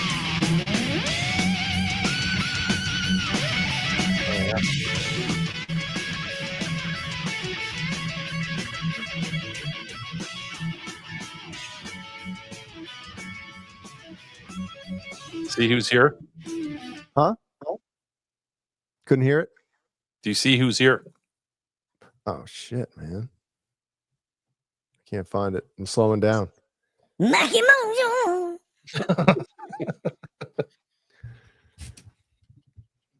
What's up, Mikey? Yeah. Justice is just so chock full of amazing riffs. I mean, everywhere. It's just so good. I wonder if this ever happens where they can't find the right solo and they just punch something in that they have laying around. Especially with that song where there's some chord changes, you know? That could have been a solo laying around and they just put it in to see how it sounded and it sounded right. I mean, it could be, but I don't know. I don't, you know, all the shit that Kirk gets. At the same time, you know, he's had some of the most iconic fucking meta solos ever that he's written. So, you know, I get both. I get the hate, and also you just got to give it up to somebody when they come up with something that's fucking perfect for the part. Mm-hmm. You think it's just the hate due to the reliance of the wah because it's like lack of being innovative, or is it the actual his guitar playing? I think it's the wah part, and that's why everyone hates on him. I think Don't you like the way he talks, Brian? Now, I bet Kirk seems like he's like such a nice dude. I have no problem with the way he talks. Sorry. Sorry, Andy, be safe, dude. See you, man. Smooch. Well, I know Lars would always produce Kirk solos. He would sit in the control room with him and kind of like guide him, almost like Jordan Rudess does with Dream Theater. Andy. So, but no, it's I don't know. I think with the wah thing you're talking about, Beesman, Yeah, that really, really took off on the Black album. definitely. And I almost feel like Kirk was trying to, you know how like you do a certain thing a certain way, and that's your shit. Like you hear, oh, that's fucking Kirk Hammett. Yeah, I think he was trying to do that, like have wah pedal, Kirk Hammett. Yep. You know, he was having to try have like an identifying thing. So you think that was it? Like he wanted to, like you hear a while, it's like, oh, Kirk Hammett, that's his shit, right? Maybe. I mean, I don't know if anybody. I'm sure people asked him about it. Maybe it's Bob Rock. Hey, use the wah again here. Use the wah. Who knows? But I do know that when I saw them on that '94 summer tour at the fucking Orange County Fairgrounds in Middletown, New York, every time he kicked that fucker on, it was like somebody jabbing your fucking ears with fucking ice picks, dude. It was like, oh my, like Quentin's live stream. Quentin's fucking Digitech tone. It was so bad. Jay, you want to get to Mojo's Super Duper? Mikey Mojo, yo fellas, love and justice, not the mix. Kurt enjoyed the Rob Johnson podcast last night. Kirk is great. Kurt and Kirk. Yeah, and one comment. That'll never happen again. What do you mean one comment? Kirk and Kurt in one comment. Oh. He's quick tonight, folks. Yeah, because I'd never, well, obviously, I was probably too young, but when the Black Album came out when I was 10 years old, so not until I was older and playing guitar did I hear the hate for Kirk, you know? So I just thought a lot of it might have been too, when somebody's good, but they're not like, I mean, guitar players know that Steve Vai is a more technically proficient guitar player than Kirk Hammett. Sure. Instance. Okay. Let's just, Kirk Hammett will fucking admit that. Of course. So when in guitar world, when your audience and your readers are 99.9% guitar players and they see Kirk Hammett guitar player of the year, there's going to be that little bit of like, come on, really? Right. But I mean, those things are a fucking popularity contest. We all know that shit. That too, but dude, you saw in the making of the Black Album when they're trying to get Kirk to he's like, all right, let's hear the guitar player of the year solo. They knew that he was going to be the guitar player of the year, even if he didn't play a solo on the fucking record. He probably would have been guitar player of the year. Sure. Yeah. Makes sense. Go ahead. I'm sorry to cut you off. Someone mentioned Zach Wilde with his pinch harmonics. The squeals. Yeah, I think that guy, what I read is he used to play with Floyd's.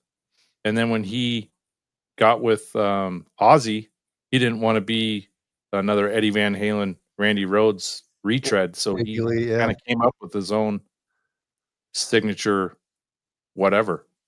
Yeah. Corey Feldman ranked 69. What I was going to say is, you know, and we all appreciate like Steve Vai and Satch and all these amazing guitar virtuosos. The only issue with those is like, of course, Kirk or I don't know, just regular bands, regular guitarists are going to get the credit because their songs are more palatable as opposed to hearing someone jerk off on the fretboard for 3 minutes. Like, yeah, it's impressive. They're played on radio and MTV where the instrumental stuff's not. No, and it's like we appreciate it. Like Jay and Kurt and I will be like, yeah, that guy's fucking nasty. But it's to the average person, it's like, what's going on right now? Like it's just so. And I've said it a million times. Like you could be amazing guitars, but there could be people be half the talent as you have, but they're such a better songwriter and write more like better shit that's people want to listen to. Well, that's a great point, Brian, because I was thinking the same type of shit where somebody is super technical and just they know theory and they know, okay, well, you're in this key and you have this chord and you want to, and you also certain guitar players, they need to impress themselves, right? They need to like, oh, I have to put something fucking that sounds impossible to play in this spot because that's the guitar player I am. So they got to put sweeps here and they got to do all this crazy shit that the average, like you said, Brian, the average music listener, they don't hear that. Right. They don't hear something that they understand, but they hear Kirk Hammett and the Unforgiven solo, and they're like, holy shit. Why is that reason? Why can somebody like Kirk Hammett, and obviously the song under that solo is, and the song itself is a big reason why that solo is great. But why is that solo better than like anything that these other guys solo wise have written, you know, because it doesn't just, you know, touch the fucking musical brain and like, oh shit, you hear that lick? It's like, oh shit, you know, it touches you in a different way. Definitely. Yeah. Majority of the people want to be able to sing and bop their head to a song. And Right. not just the vocals. You want to be able to sing at least parts of a solo. Mhm. Yeah. One thing I like, and before I get to Mojo's comment, is I like trills. I'm a big fan of trills. So, but you're not going to have 3 minutes of trills, right? Well, Gojira has. They've done it. No, like I think the average person here's like, oh, what is that? You know, or a pinch harmonic here or there. But to have like 4 minutes of tapping and just insane whammy bar shit, like the average person doesn't give a fuck, right? And then Mojo says Vi and Malmsteens are too indulgent for peeps. That's why Eddie is the king. Full package. I agree. Because everyone respects Eddie as a guitarist. Everyone knows like how fucking gross he was. But also he wrote shit that the average person enjoyed. And that's why, you know, everyone loves Eddie. But like for me, my Eddie is like Dimebag Daryl. Dime's filthy. He wrote some of the best solos and riffs. 5-tool player. He He's can do it all. Yep, just like Eddie. Yep. And not And many Eddie was can. a hell of a rhythm player. Yeah. Yeah. And not many people can. So either you can like James Hetfield. I don't know about his solo writing skills. I bet Dude, he's written some great, like he's more melodic. Right. You know, the whatchamacallit? Nothing Else Matters. Nothing Else Matters. Like, dude, that solo, it's fucking beautiful. It's great. Yeah. It would be a different band if Kurt wasn't in it and James was the only guitarist. Oh yeah. Later, And someone Brandon. asked earlier in the chat about Dave Mustaine. If he would have been as big as Kirk, if he would have stayed in the band. No, he's more of a, like, technically he's a better guitar player than Kirk Hammett. Yep. But are any of his solos as good as the top 10 Kirk solos? Right. See, I'm gonna have a hot take right now for Jimmy. The only reason I think Marty Friedman gets a lot of his love, he's sick. I'm not going to take anything away from Friedman, but it's because of Mustaine. Mustaine writing with Marty and the, like, let's say the rhythm riffs with Marty Friedman's solos it was perfect. But you know, Dime was on his own. That's why Jimmy will be like, oh yeah, Marty Friedman over Dime. Jimmy, you on drugs? Because there's no way. Yeah, if you are just looking for a lead guitar player, then you can make that argument all day that you would choose Marty Friedman. Agreed. But if I was starting a band and I wanted a fellow rhythm/lead player and somebody to write, like you said, some of the fucking kick-ass metal riffs ever fucking written, you got to pick Dimebag because he's not just a great rhythm player. He's great at both. Yep. Yeah. He looked cool as fuck. Yep. Had a cool ass name and everybody liked him. I'd say arguably Dime wrote the best breakdown ever. Which one? Domination. Like the 5 best ever. I know, but Domination, like that has to be number one. It's fucking amazing. Every time, like I don't care who it is, I don't care where you are. If you put that apart on, everyone's gonna be like, and there's gonna be bob in their head. It's fucking perfect. Kurt, what's your thoughts on this from the judge? Best Kirk solo. What would you say? Probably one. I agree. Wow. Not only because you have the one main solo, but you have that ending, like Yeah, the outro solo. outro solo, you know, before it gets to the end rhythm part. It's just like, oh, we're gonna go crazy with the speed of the rhythm part. Comes out of nowhere. Yeah. It's like, oh, I'm gonna do another solo right here. It's like that's fucking gross. I have to go with one as well. I agree with you. What about you, Jay?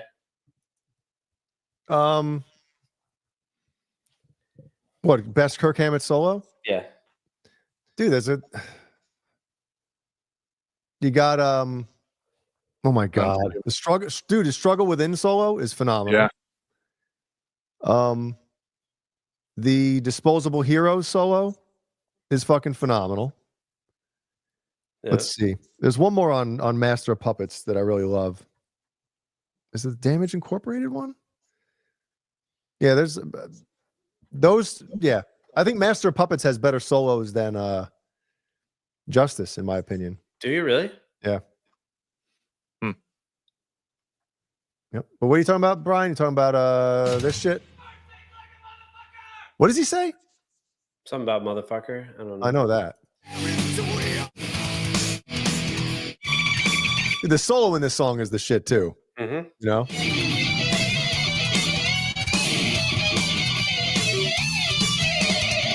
Yeah. The shit.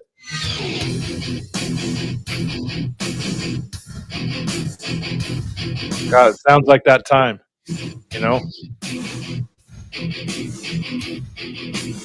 Man. That's the fucking best. The thing that I really enjoy about that too, if you're pumping that, the bass, how Terry Date did the bass on that too, sounds fucking awesome. It crushes. It's crushing. It's great. Well, dude, there's that breakdown. Scoop mids. Yeah, scoop mids, and then there's this one. No, that's not it, is it? Is it the 5 minutes alone one? No, that one's great too. Oh. This one. Wait. Is it? This part.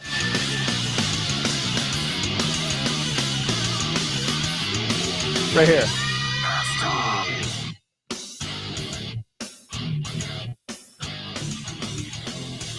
It's the shit. That's what they're known for. Yeah. Yeah. Yeah. It's fucking awesome. Pantera's the shit.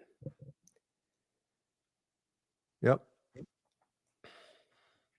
Wait, what the fuck? I was looking for one more thing here. Yeah, Judge, you gotta. If you haven't listened to one, I hope you have, because if you haven't, then I don't know if we could be friends anymore. But you gotta appreciate the solo and just everything about that song.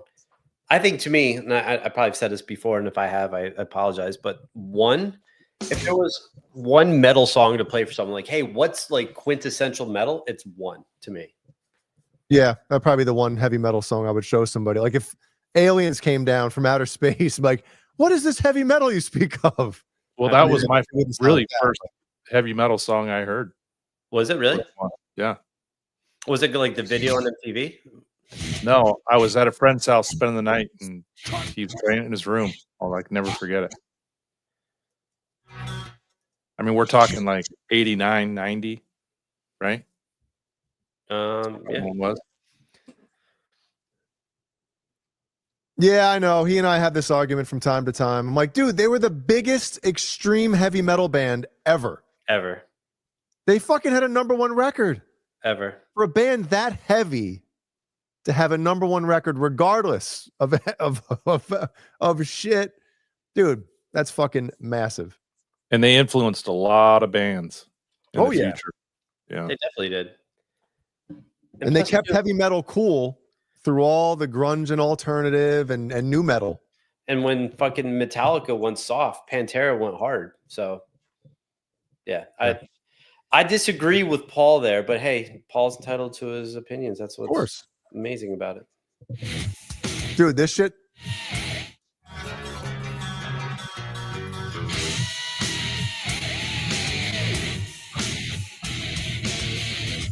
Man, like you, dude. Look at your boy here, Brian.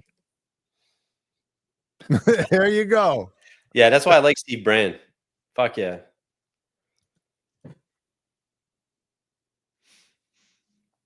So the judge digs.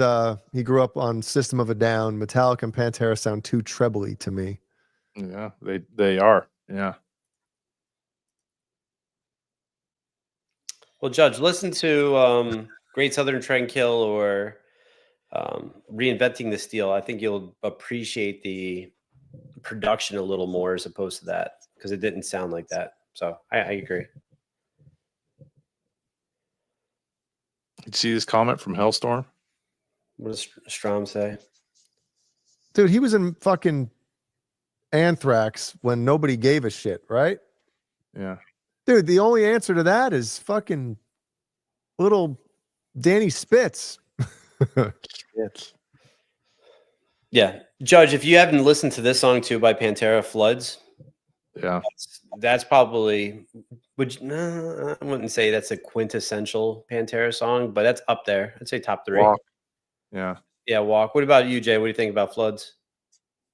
I don't listen to it very often. Let me see. How's that go again? Billy De Silva. Billy. All right, let's see. Yeah, see, I don't really. It gets going. Yeah, I usually skip to this part. I don't listen to the whole fucking first 3.5 minutes. Yeah, this solo is the shit. Well, this is definitely trebly too because of Dimebag's tone, but that's just his fucking tone.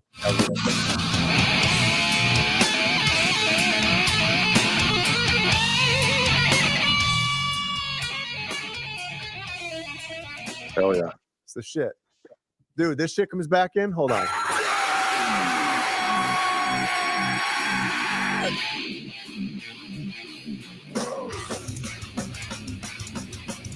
Yeah.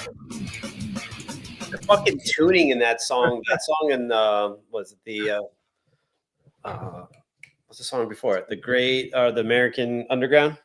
Uh-huh. Underground of America, right? That tuning is so weird. I think it's like B, right? Are they all the way down to Jesus Christ? Yeah. Dude, when it comes back, wait.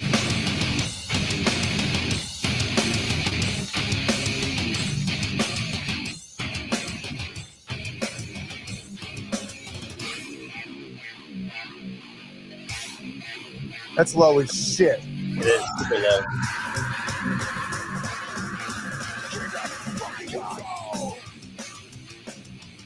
See, big echo. But Brian, we've had this conversation a bunch of times. I feel like the Great Southern Trendkill, if they had a few years younger, and not as fucked up, Phil Anselmo, the album would have been. Oh my god! If they had him from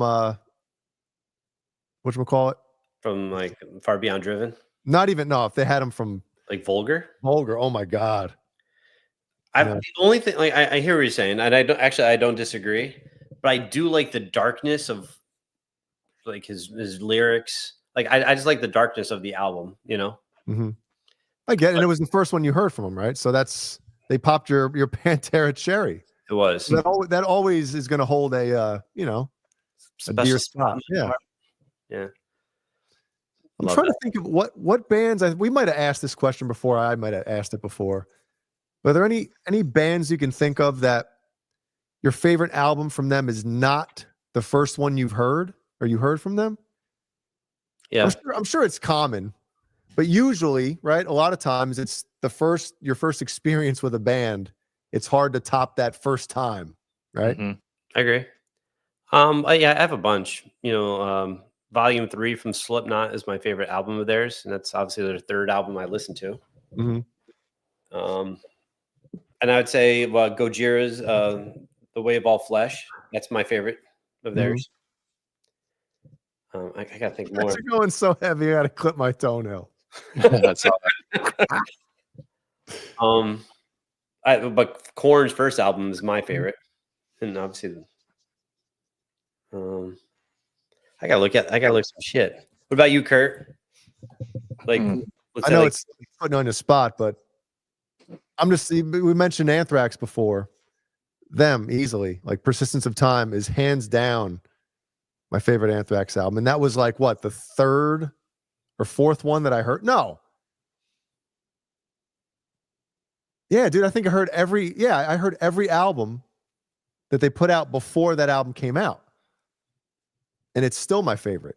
Mm-hmm.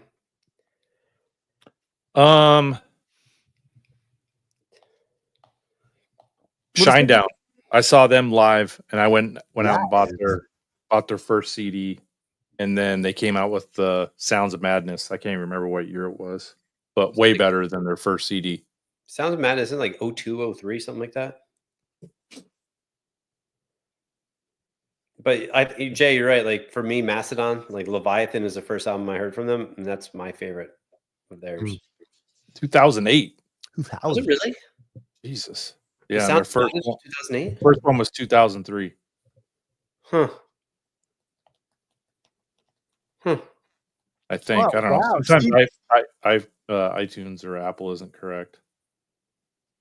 Yeah, or sometimes it'll be like the reissue when that came out instead. You're like, no, I want the original fucking album, anus.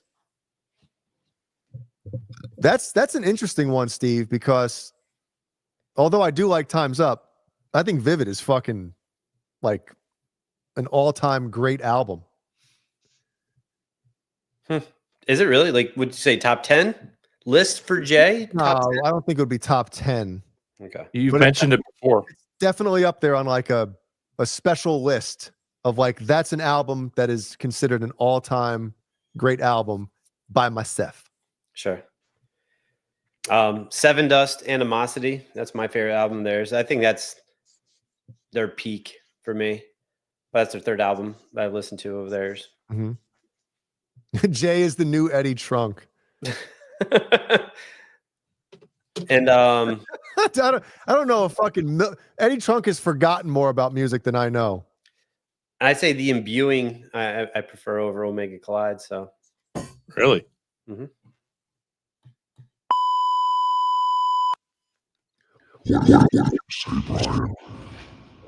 I'm just saying to fuck with Jay, but I'm a big fan of both albums. Put on 100 pounds. What's up, Colt? Colt, what's up, handsome? Yeah, we've been waiting for you to start the show, so thanks for getting here 2 hours late. Yeah, it's crazy how the first time you hear a band or buy an album, how much it impacts you as far as where it goes in your favorites. Okay. It just, your brain must, it's like the first time you had ice cream, you know? Sure. All right, so. The first time you stuck it in. First time you got a prostate exam. First time you, what were we talking about before? Speaking of prostates? Prostate ejaculation, little frothy ejaculate. Yep. It's like heroin. I guess music is like heroin. The first time you hear a band or a song, it's hard to top it. Yep. There's some songs I'll come across in here and I'll like remember what I was doing or where I was at when I heard it for the first time. 20 years ago. Yep. 30 years ago. Sure. Which is weird. Dude, it's like an album. Let's just say there was a certain summer that you had an album on. It was like the fucking soundtrack of the summer. And, starts to get a little warm outside. You put it in and just instantly you like have those same fucking feelings. They all come back. Mm-hmm. I have that with not Korea, White Pony from Deftones. The amount of finger blasting that occurred that summer. Wow, your ass must be wide. Unparalleled. Yeah, 3 all summer. Amount of finger blast. What year was that? That was 2000. The year 2000. Year 2000. So, Kurt, not necessarily your favorite album of all time, but what would you say is the most impactful? Like something like we were just talking about, like you listen to that album, like, yeah, I remember this, and this was like a great time, and something that you just really enjoyed. Now it's kind of like the soundtrack of, I guess, one of the best times of your life. Oh man. Well, the Black Album is one. Okay. Because it was like the first time I got into true heavy metal. But growing up in the Northwest when grunge was huge, Alice in Chains, Dirt. I've told this before, but there was a dude that was in my art class and he played it every day on his little stereo for like 6 months. And every time I hear that album, Like You it want brings me to back to high punch him right in the fucking mouth? No, it was great. What teacher lets you listen to music in the middle of a class? Especially talking about half the album's talking about drugs. Yeah, heroin. Yeah. But whenever I hear Pearl Jam, Alice in Chains, Soundgarden, that just brings me back to like late middle school, high school. Same with rap music, that Dr. Dre and stuff. It brings me back to high school. Okay. Never in my life did I think I would listen to rap. Sure. But Colt, who was in here, he got his license, and I remember he bought the Chronic. And dude, we listened to that thing over and over and over. I can see Cole listen to the Chronic and just taking yeah. Dog's parts and just getting My mom threw the CD away 2 different times because of a pot leaf on it. Sure. But He tried to tell her it was a green Canadian flag.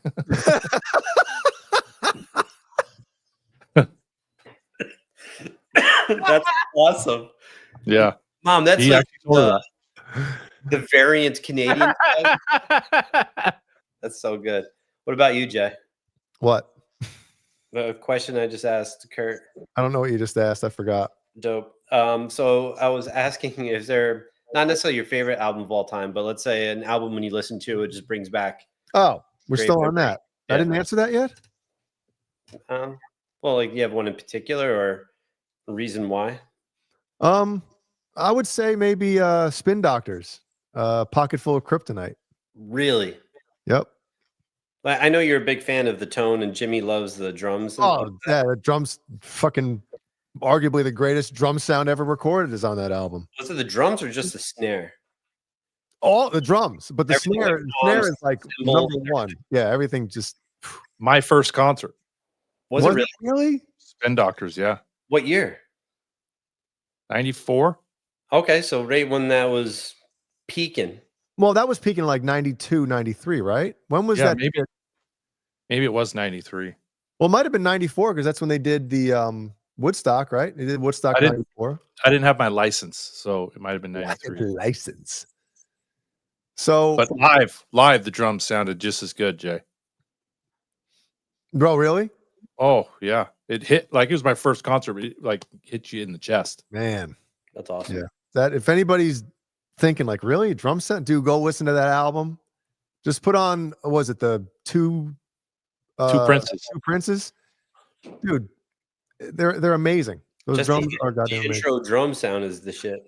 Yeah. Eric Colt must be way back in the chat. Look at this. Of course, he must be talking about me planning shit. Oh. he watched it from the get-go. He's like, why don't you guys see me?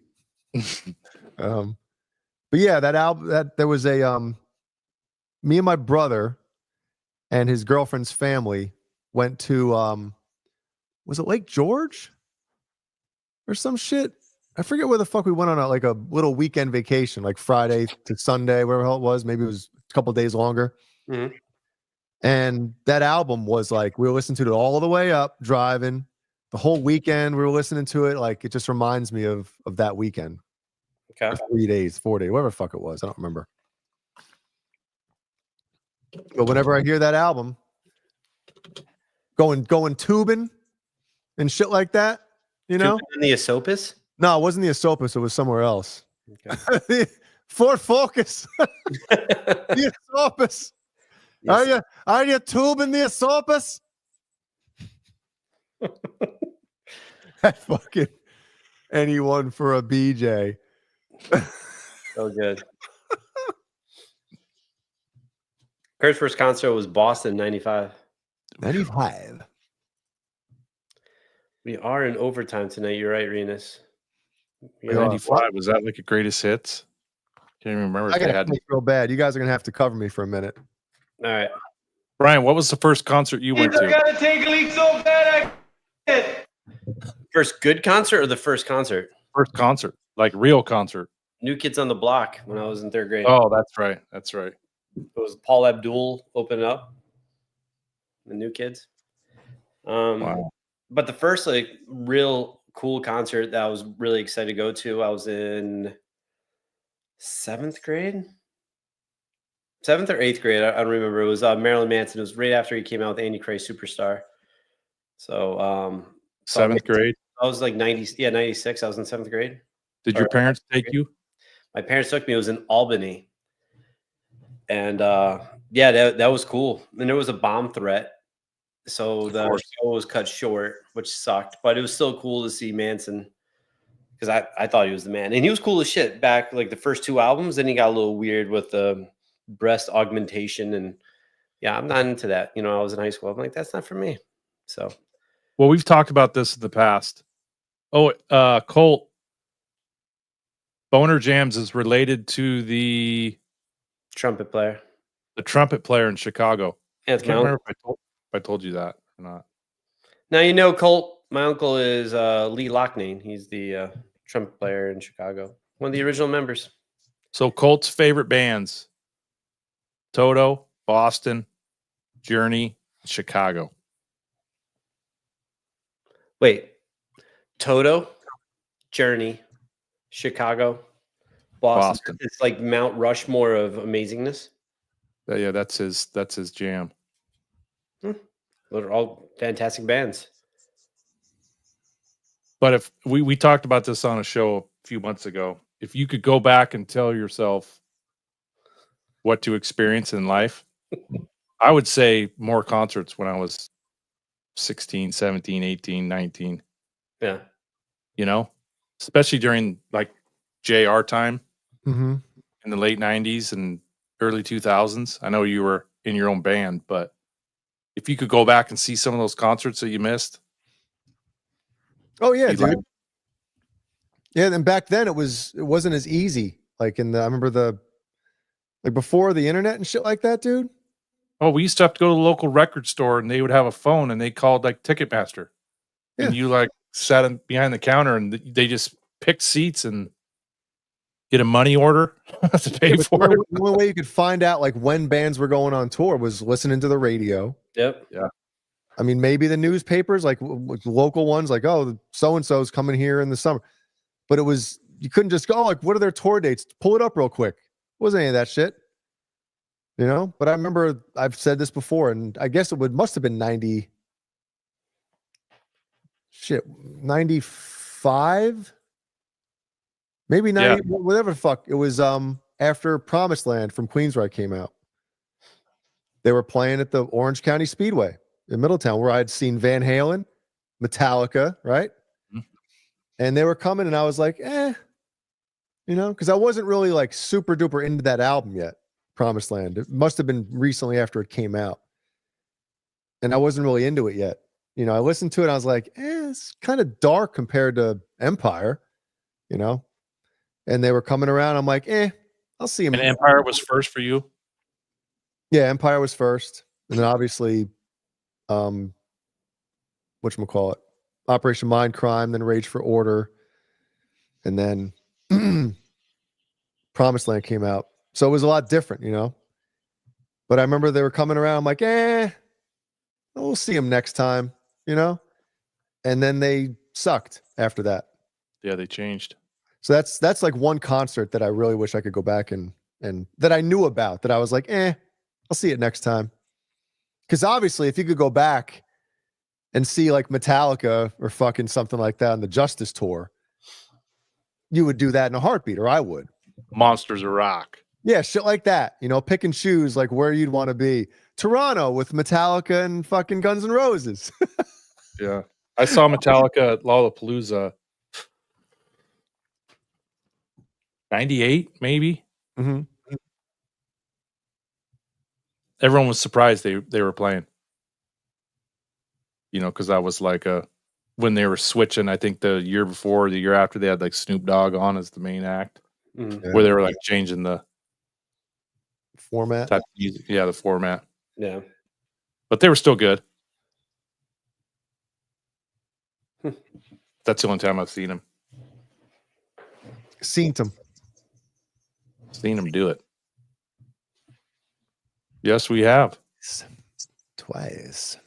We've seen Roth a couple times and Sammy a couple times together too. DLR twice. He ejaculated Jack Daniels on my stepmom. Remember? Or he was aiming for you, Kurt. Yeah, He was like in the front row, and we were like nosebleeds. yeah, I'm with you, Billy. Fucking the worst.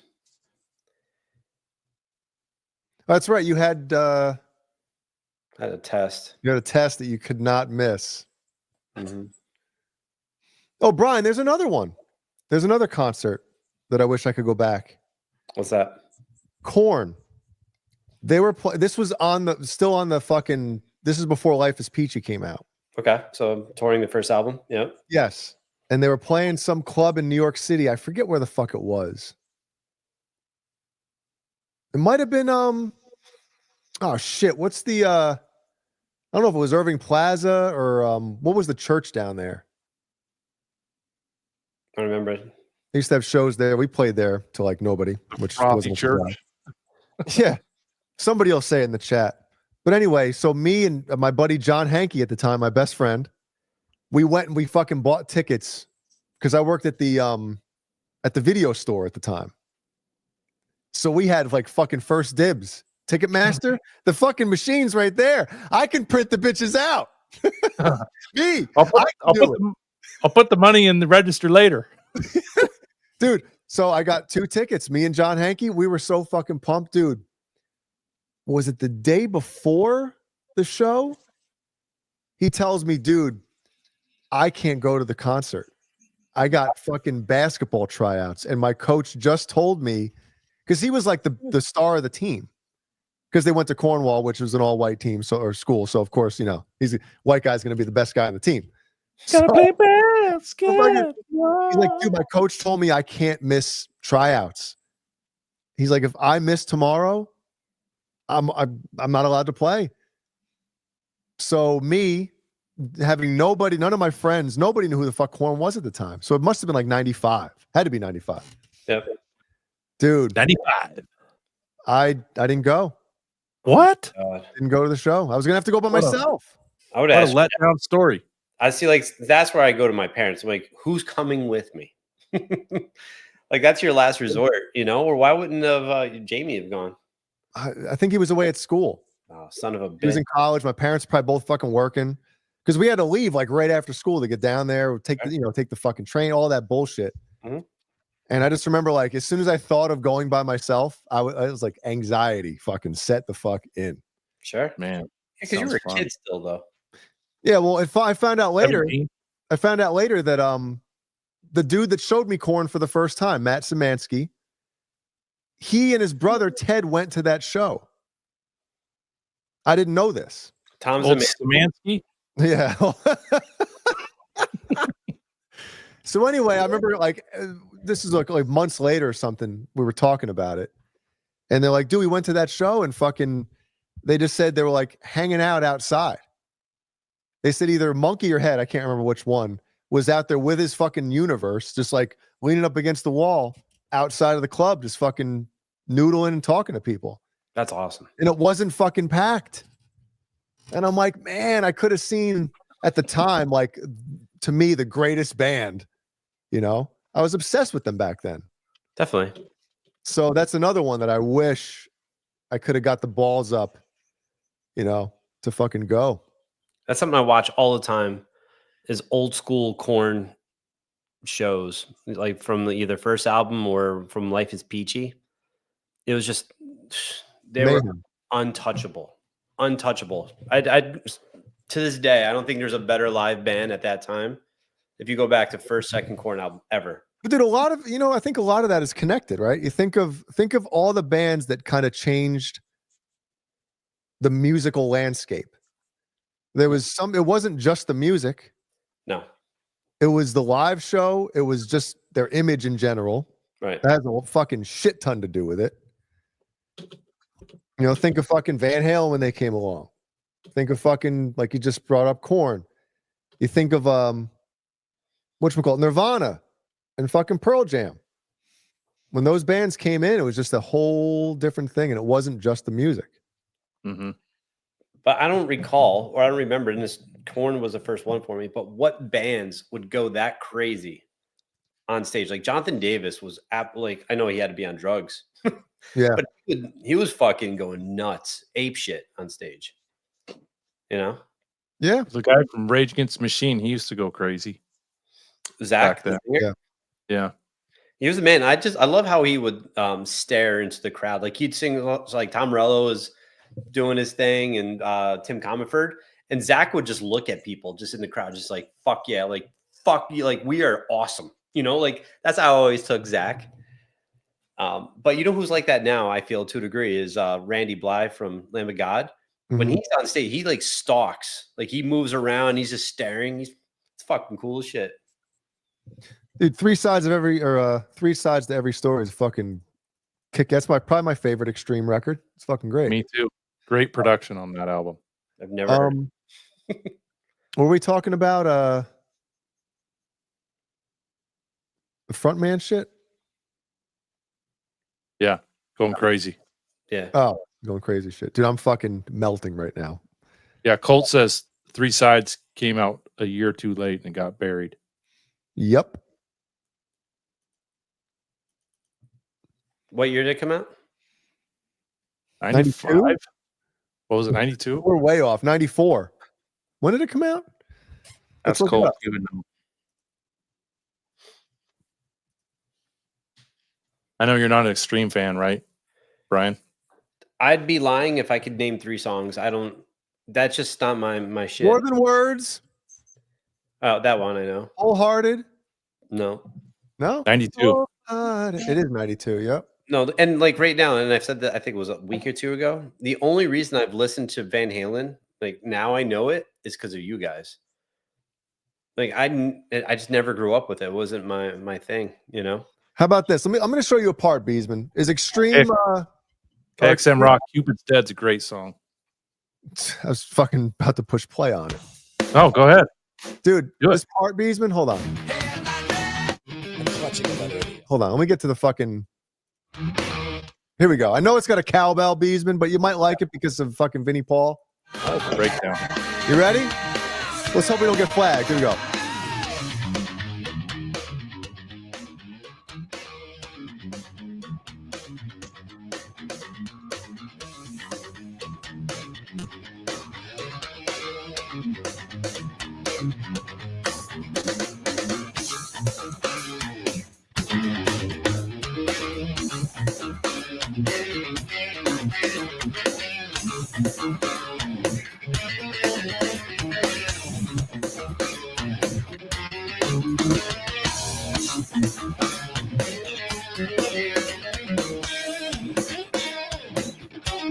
Flagged, so flagged.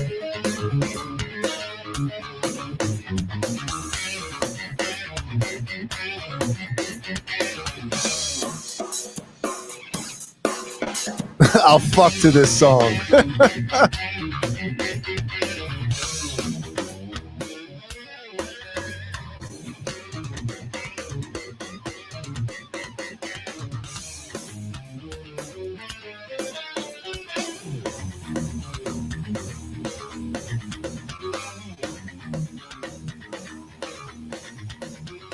Oh, I didn't know that.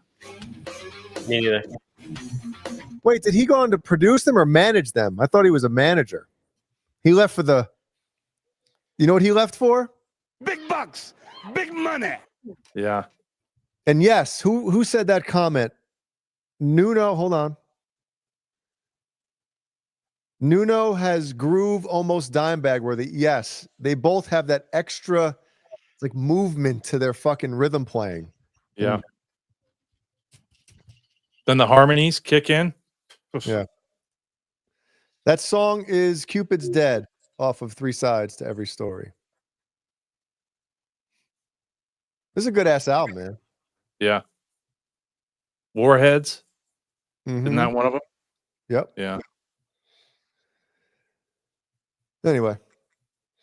92. What a year. 91, 92. Man, you could make a list right there, Beesman. You could. It's My- great, my- great time.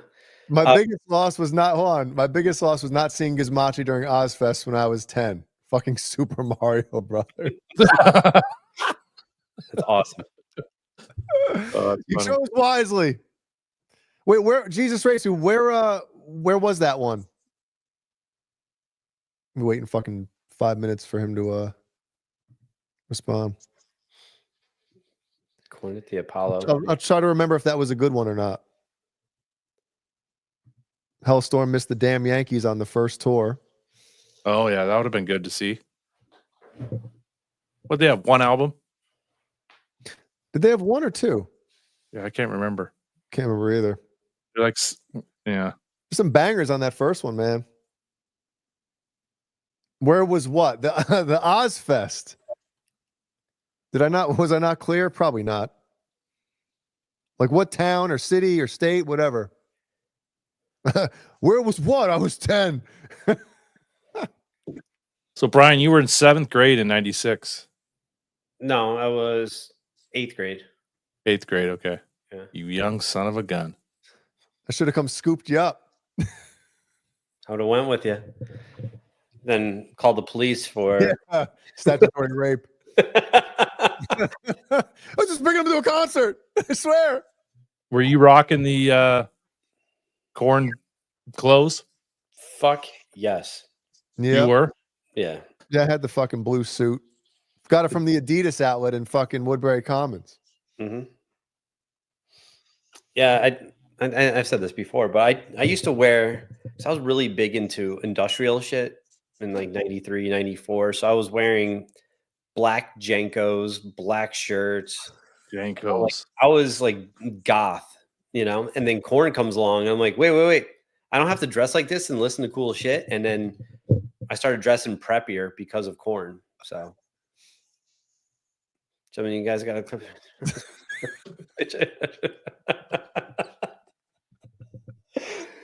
So good. Oh shit. Colt, we're gonna get you on the 26th. Kurt won't be here, so we get to hang out with. We'll hang out with Jay, you, myself, without Kurt. We'll just talk about video games. That'll be fucking heaven for me. That'd be great. And then we'll talk. I'll give you some Korn songs to listen to, Colt. You know, I know we're like way past time, but one. Oh, jeez. Yeah, I know. I got to go to bed.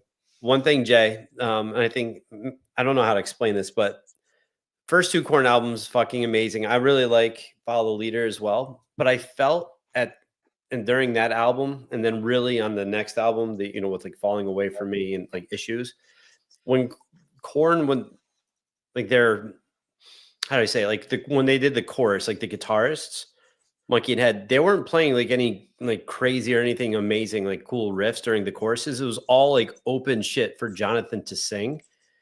And yeah, I like those albums, but I didn't love them like I loved the first 2 because, like if you listen to Falling Away From Me, the chorus is just real basic chords and it just was there for Jonathan to sing over. I was like, where's the fucking cool riffs? Yeah. You want to be on the radio, guys? You want to sell millions of records? Then do this. You got to have real fucking straightforward singy choruses. Oh shit, all right. Yeah. So anywho, should we get to our final segment since we're The fuck are you doing? Couldn't have timed that better if I tried. All right, it's disappointing because there's no sound to this one, but I don't think it needs it.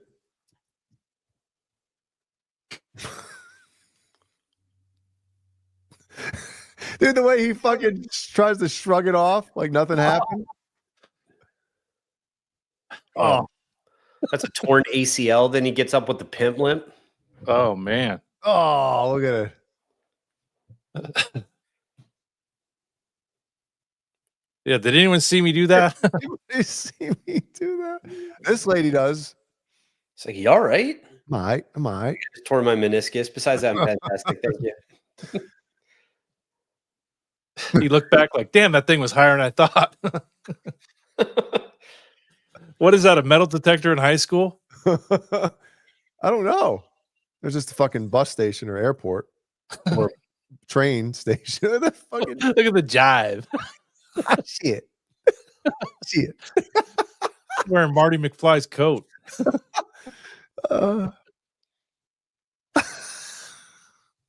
That one got me. Blowing out his knees. Blowing out backs, blowing out knees. Is it going to be this one? Okay. No, this is going to be the third one. Sorry. Wrong order. All right. These big slides. Why do people do them? It's closed down. It's closed down for a reason. I like the big slides with the big girls on them. Whoa. Whoa. Oh. Oh. Right into the concentration camp.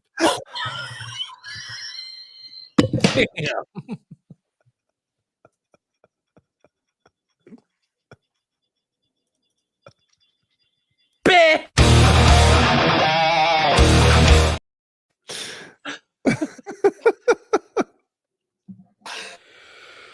Kurt, how we doing?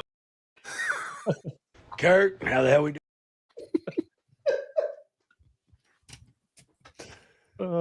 Let's get back to this, huh? What do you say?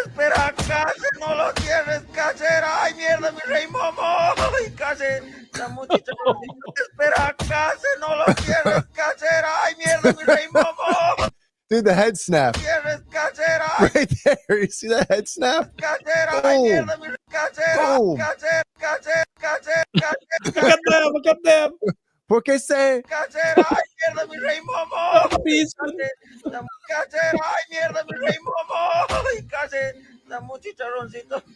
When do you think he knows he's fucked?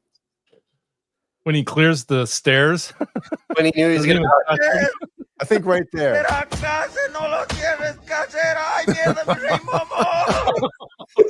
It's gonna be the worst feeling. Look how long he's sliding, looking at where he's going. Landing backwards on concrete is the worst feeling. It's not a good feeling. He can't even try to stop. He is trying to stop. I do. He can't. He's doing 60 miles an hour.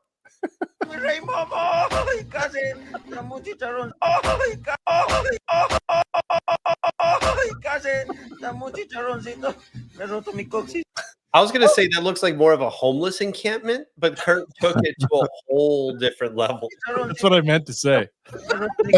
I want this guy's camera angle too. I want this one. I love it. Nobody goes over to help him either. You think the guy fucking slams into the homeless shelter. Yeah, what was his forehead was white? Was he trying to be like the Danielson? First Joker on Batman?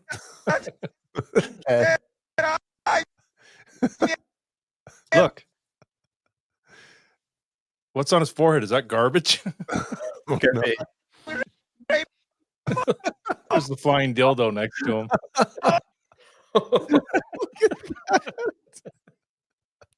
Oh my god. The amount of fear going through that guy's mind right now. Oh, his tailbone's toast. He's like, am I dead? Am I gonna die? He got up quick. I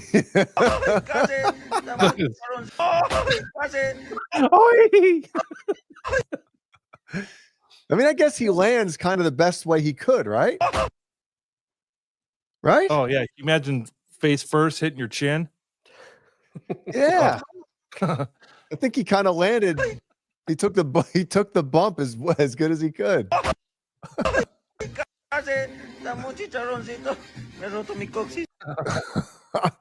Looks like Jay getting thrown out of the video store when he got fired. I was home when that happened. You got fired on your day off? I woke up to my fucking dad telling me, "Hey, Jason, you got a phone call." Sounds like your boss. Hello? Right on your day off. That's some shit. Yeah. Oh man, we've told that story before. Yep. Wasn't one of my finer moments. But it was worth it. Oh, that was a good one. Imagine house sitting or cat sitting for somebody. And this happened. Yeah. So if anybody out there doesn't follow this Steve Inman on Twitter or X, whatever, go follow him. He takes these like usually they're robberies gone bad or gone the better, I guess. Yeah. And he narrates them. So he'll sit and just put commentary over a guy trying to rob a convenience store, and then the clerk ends up fucking blowing his brains out. Like he announces like the step-by-step shit. It's pretty good. I agree with you, John. Cats are evil. Never owned one. Chaz is taking care of the neighbor's cats. He's doing a good deed, but these cats are out of control as they take a nibble out of his ass. Stop. Okay, sorry.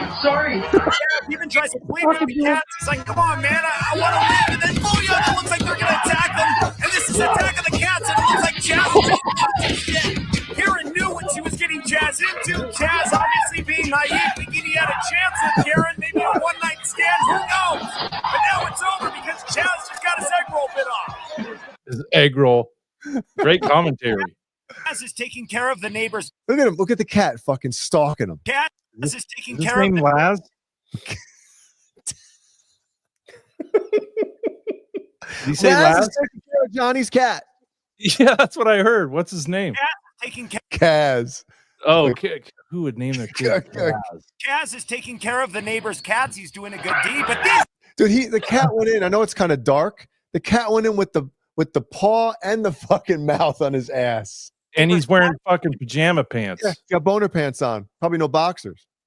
good deed, but these cats are out of control. But these cats are out of control as they take a nibble out of his ass. Sorry, guys. Okay, sorry. Lead with a fucking cat. Take a nibble out of his ass.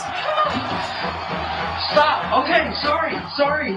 Chaz, So sorry. he's like, come on, man, I want to live. And then booyah, it looks like they're going to attack them. And this is Attack of the Cats, and it looks like Chaz just Oh my god. knew what he was getting Chaz into. Chaz obviously being naive, thinking he had a chance with Karen, maybe a one-night stand, who knows? But now it's over because Chaz just got his egg roll bit off. Egg roll bit off. Dude, at what point would you grab the lid of that whatever and just start whacking them like pickleball?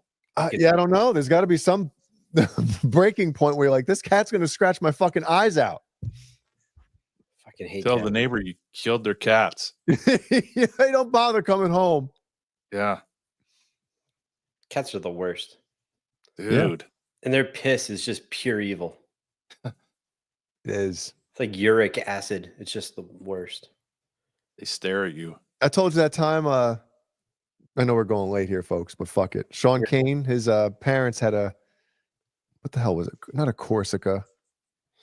Was it a Corsica? Might have been a Chevy Corsica, whatever it was. It was maroon, and the interior was all maroon as well. Chevy Le Mans. And one hot summer night, they left the fucking windows down in the car. Well, the stray cat got in But couldn't get out. Dude, no, pissed all over the fucking back seat. They imagine getting in the next morning when it's fucking 90 degrees out. 90 degrees. And the fucking car just stinks. Yeah. You can't get rid of it.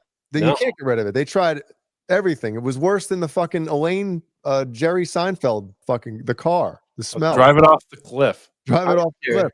That shit's worth $100,000. I'd sell that shit immediately or I'd burn it. Like, what the fuck? It smelled so bad. God. Every time you turn on the air conditioning, it just wafts. Yep. Oh, love dogs. Anyway, Dirty Mike and the boys. We turn your Prius into a soup kitchen. Ford Focus. dude, we went late tonight, boys. We did. We went late, like Brian's period. Yeah. And that was early this month. So just finish it up. Channel members. Thank you, channel members. We threw out a free shekels. A few of you tonight. You're welcome. And one special thanks to Leo Safko. Yep. Stace face. And the patrons. We shouldn't contact her and tell her that she's a star of our show because she might tell us to take this shit down. Andy Carson, Michael Smith, Randy Price. Oh, yeah. And 5150, fair warning. Yeah, bent time, all day, all night. Sorry if you wanted to take that one, Beesman, but I got it.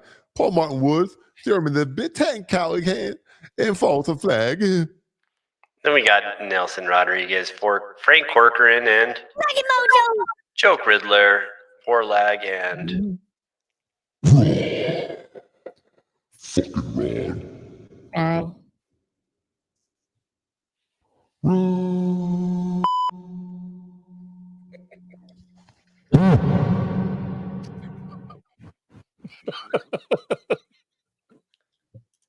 Thank you, everyone. See you next Wednesday. Isn't it see you next Thursday? See you tomorrow. See you tomorrow, Rock. That's right, Beesman, you'll see everybody tomorrow. yeah, What time?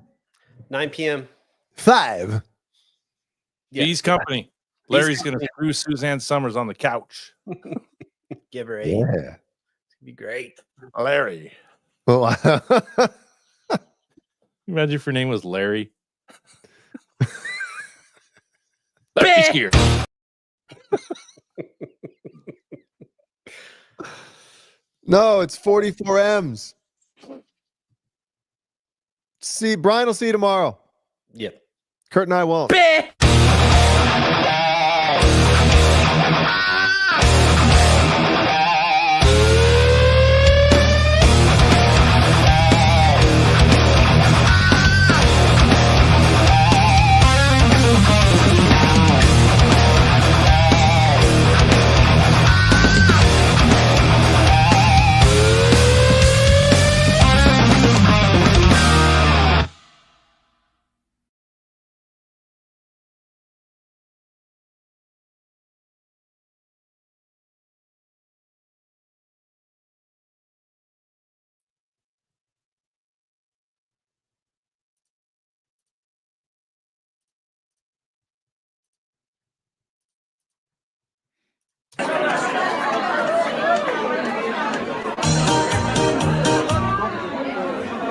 Okay.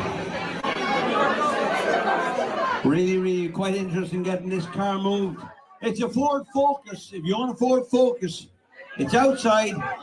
Registration NE1 4ABJ. Causing a lot of problems outside. Ford Focus, if that's your car, please go and move it. Ford Focus NE1 4ABJ.